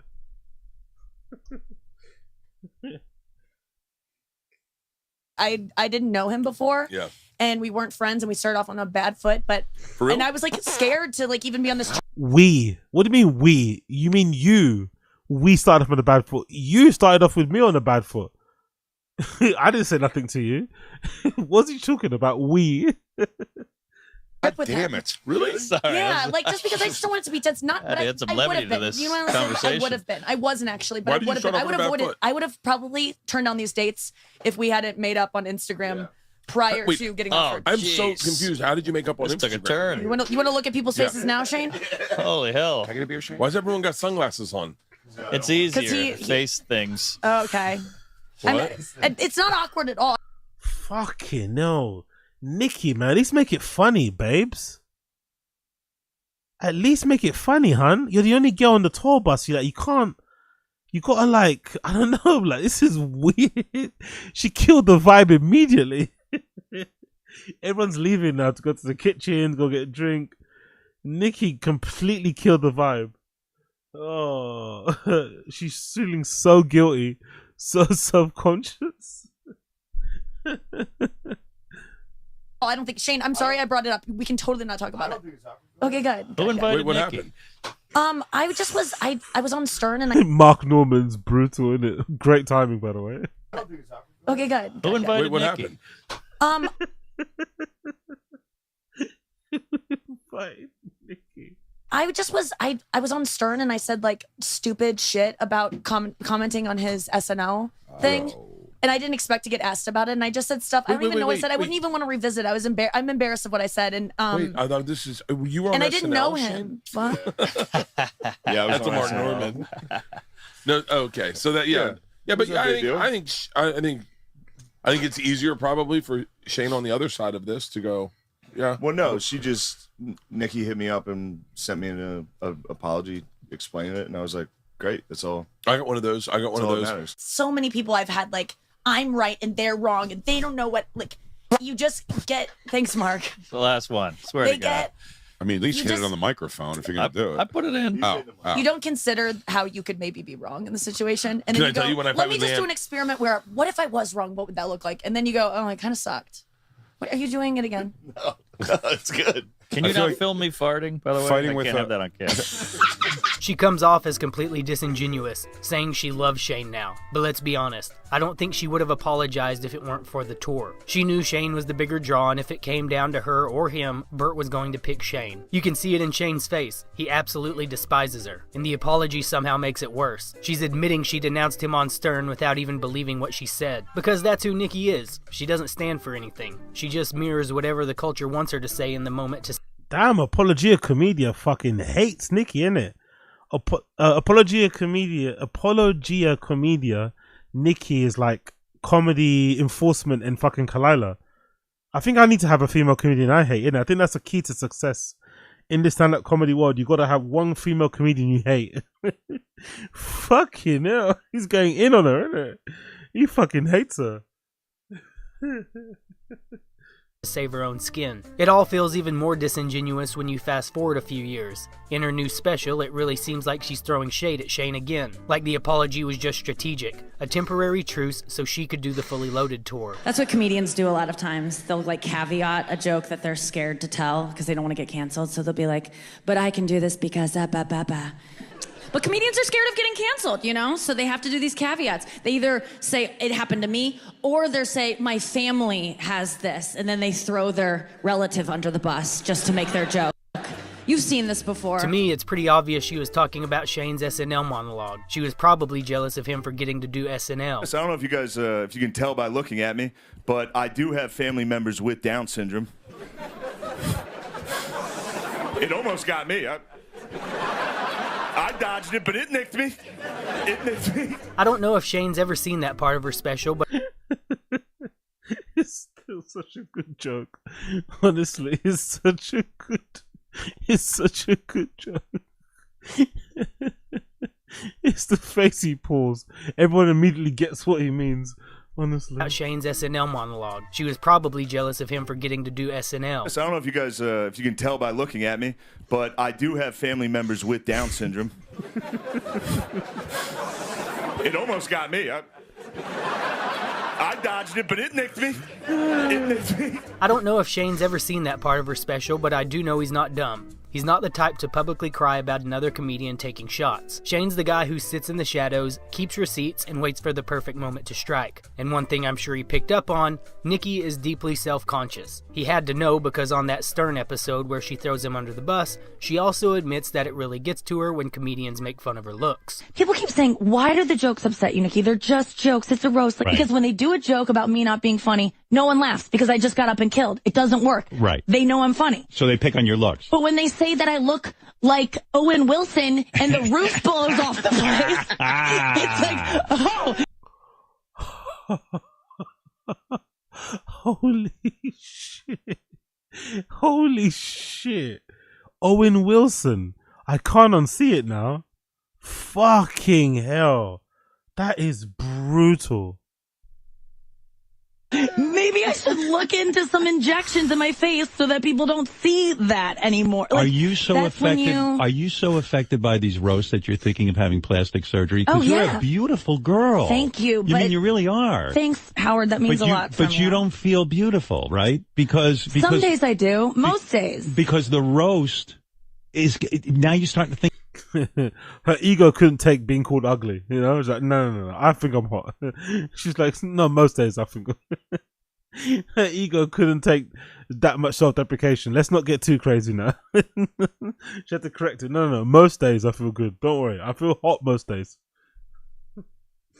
Think you look like Owen Wilson. Yeah, I mean, that was a year and a half ago, and it haunts me every day. There's nothing audiences resent more in a comedian than insecurity. Great comics know how to lean into self-deprecation. They understand it's all part of the game, but NIKKI, she takes it personally. She feels it. And that's where things get interesting, because then came the roast of Tom Brady. Shane finally got his opportunity. Tony Hinchcliffe, who loved Shane, and for a good reason, was on the dais. Partly because Shane's Kill Tony episodes are some of the most popular in the show's history. Shane told the Protect Our Parks crew that when he heard Tony would be part of the roast, he gave him a joke meant for one of the comedians. He did the roast.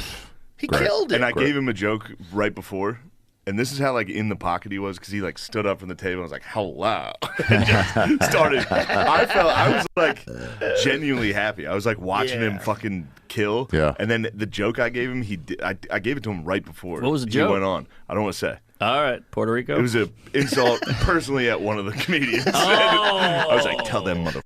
Oh shit! yeah. Oh So wow. then, yeah, Oh, it was, I pretty much know already then. But I know too. Nikki Glaser right the before whore. he Was said that it, no, Up, Mark. no, Ruining I wouldn't everything. trash Nikki. I love I Nikki. like Nikki too.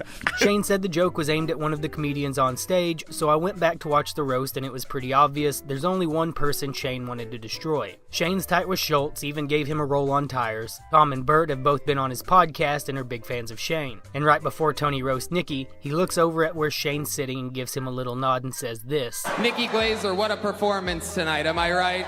Absolutely killer set. Nikki, who wrote that? Where was that your entire career? Nikki has such a bad eating disorder, the industry keeps shoving her down our throat.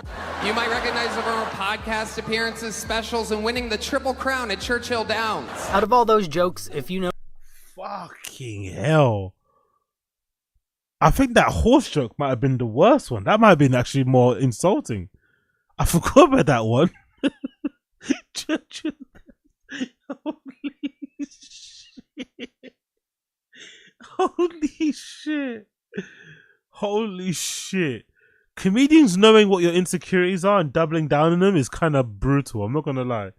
They know she has some sort of insecurity about her looks. Even though she looks like a beautiful lady, she still has this weird thing. They keep going at it. Like, fuck, man. Fuck. know Shane, and considering Nikki admitted on Stern she's self-conscious about her looks, it had to be the horse face joke. I say that because I've watched every episode of Matt and Shane's Secret Podcast, and this clip stood out. Not to derail this at all, but I just thought of the image of like horse girls in high school. Like, I wonder if Columbine had any horse girls. Mm-hmm. During the shooting, they're like, you think they got spooked? Trying to fucking, rear up, rear up.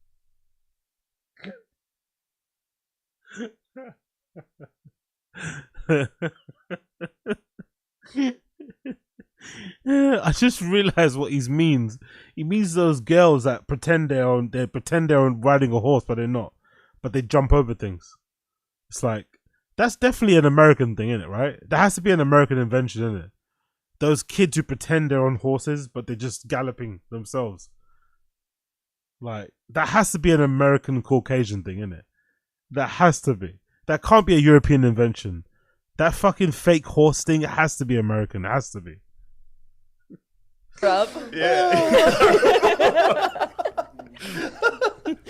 Oh, I'm glad you shared that thought. For fans of Shane, it's satisfying to see him go from being denounced by D-level comedians like NIKKI to rising all the way to the top of the comedy world. And instead of stooping to their level publicly, he used his lizard brain to cut her in the most diabolical way possible. There's one more comedian I wanted to bring up who denounced Shane, Anthony Jeselnik. Unlike NIKKI, who was kind of backed into a corner on Stern, Jeselnik went on his own podcast and dropped way harsher takes on Shane. I used to think Jeselnik was good, but after hearing what he said back in 2019, it's clear to me that he's not that great. He's just a pompous tool who thinks he's smarter than everyone else, and who also made one of the worst predictions in comedy history. I don't think this is like a loss for comedy. I don't think this is a loss for anything. I think it might be a good thing in the long run, but people clearly hated him in Philadelphia, claimed he was a racist and a jerk, and I mean, this was ready to go. It wasn't like... I don't think he said, no, I think Apologia Comedia, I think, is too much of a Shane Gillis fan.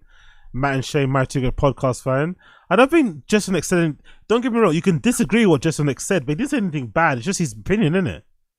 And in general, he kind of obviously was proven wrong, but it's just his opinion at the time. And we know what Jeselnik's like when it comes to comedians who makes edgy jokes for the sake of making edgy jokes, you know? I don't think there's anything wrong here, personally. I think Apologia Comedia is being a little bit harsh on Anthony Jeselnik. Like they searched his tweets. I don't understand what happens to this guy now. I know people who've been on SNL for 1 year and then they have great careers. I don't think this guy does anything. I don't know who rallies around him or supports him. I'm the edgiest, most offensive comic and maybe in the history of the genre once all is said and done. Never in my life would I do a fake Chinese accent to make fun of my waiter or use a racial slur. So I have no problem with this guy not getting the job. And again, it's not like he was going to be president and now we're losing out on something great. It's like he's just a guy. He's just one. Fucking hell. Okay, Anthony Jeselnik, I love it, man. I love it. He's such a hater. Holy shit, he's just a guy, like, which is kind of true, to be fair. Like, you know, but fucking hell. One of those generic white guys they hire every year, never gets on the air, at the end of the year they're gone. So this is no loss. Just please do not think that I support him in any way. Jeselnik went out of his way to trash Shane, and everything he said was objectively wrong.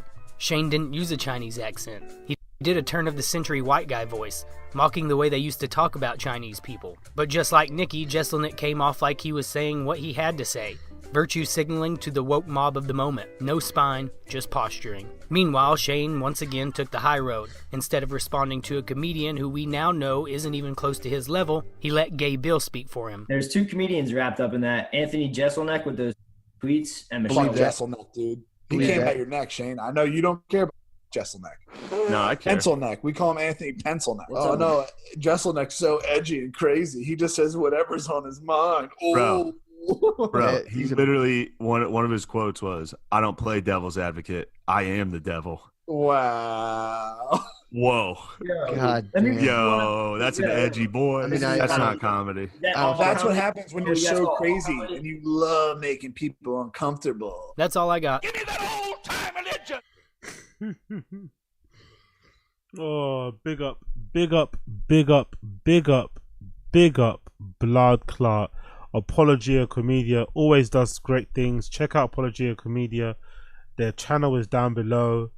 You can see it right there. That's the fucking video. Big up Apologia Comedia. Love what they do. Love what they do. Anyways, my friends, I'm gonna head off. Got sleep tomorrow because I got my GP appointment tomorrow, which I'm looking forward to. Gonna get all my fucking asthma, allergy shit sorted. Hopefully, fingers crossed. Prayers in the chat for me. So I'm gonna jet off for now. I'll get you back again tomorrow for day 4. We're back again tomorrow for day 4. So big up everybody for tuning in. I appreciate every single one of you. I'm actually going to do a members only stream tomorrow. Yeah, maybe in the morning before the day 4. I'm going to do a members only stream during the day actually. If I have time during the day, I might do a members only stream. So it will still be a random show, but it won't be part of the days. It'll just be another one, right? So I'll do another one to probably during the day. So keep an eye out for that one. But thank you for tuning in for now. I appreciate you. Smash the like button if you haven't already. Hit subscribe if you haven't already. That'd be greatly appreciated. Join the Discord, all that good shit. Good group of people over there on the Discord. Become a member if you want as well. We'll hit 500 members by the end of the 31 days. So if you want to become a member, there's a link in the description to become a member. But obviously, like I said, there will be a members only stream later on today. Obviously you can watch it if you're not a member, but after the fact you'll be able to only watch it if you're a member, so keep an eye out for that one. But yeah, thank you for tuning in, people.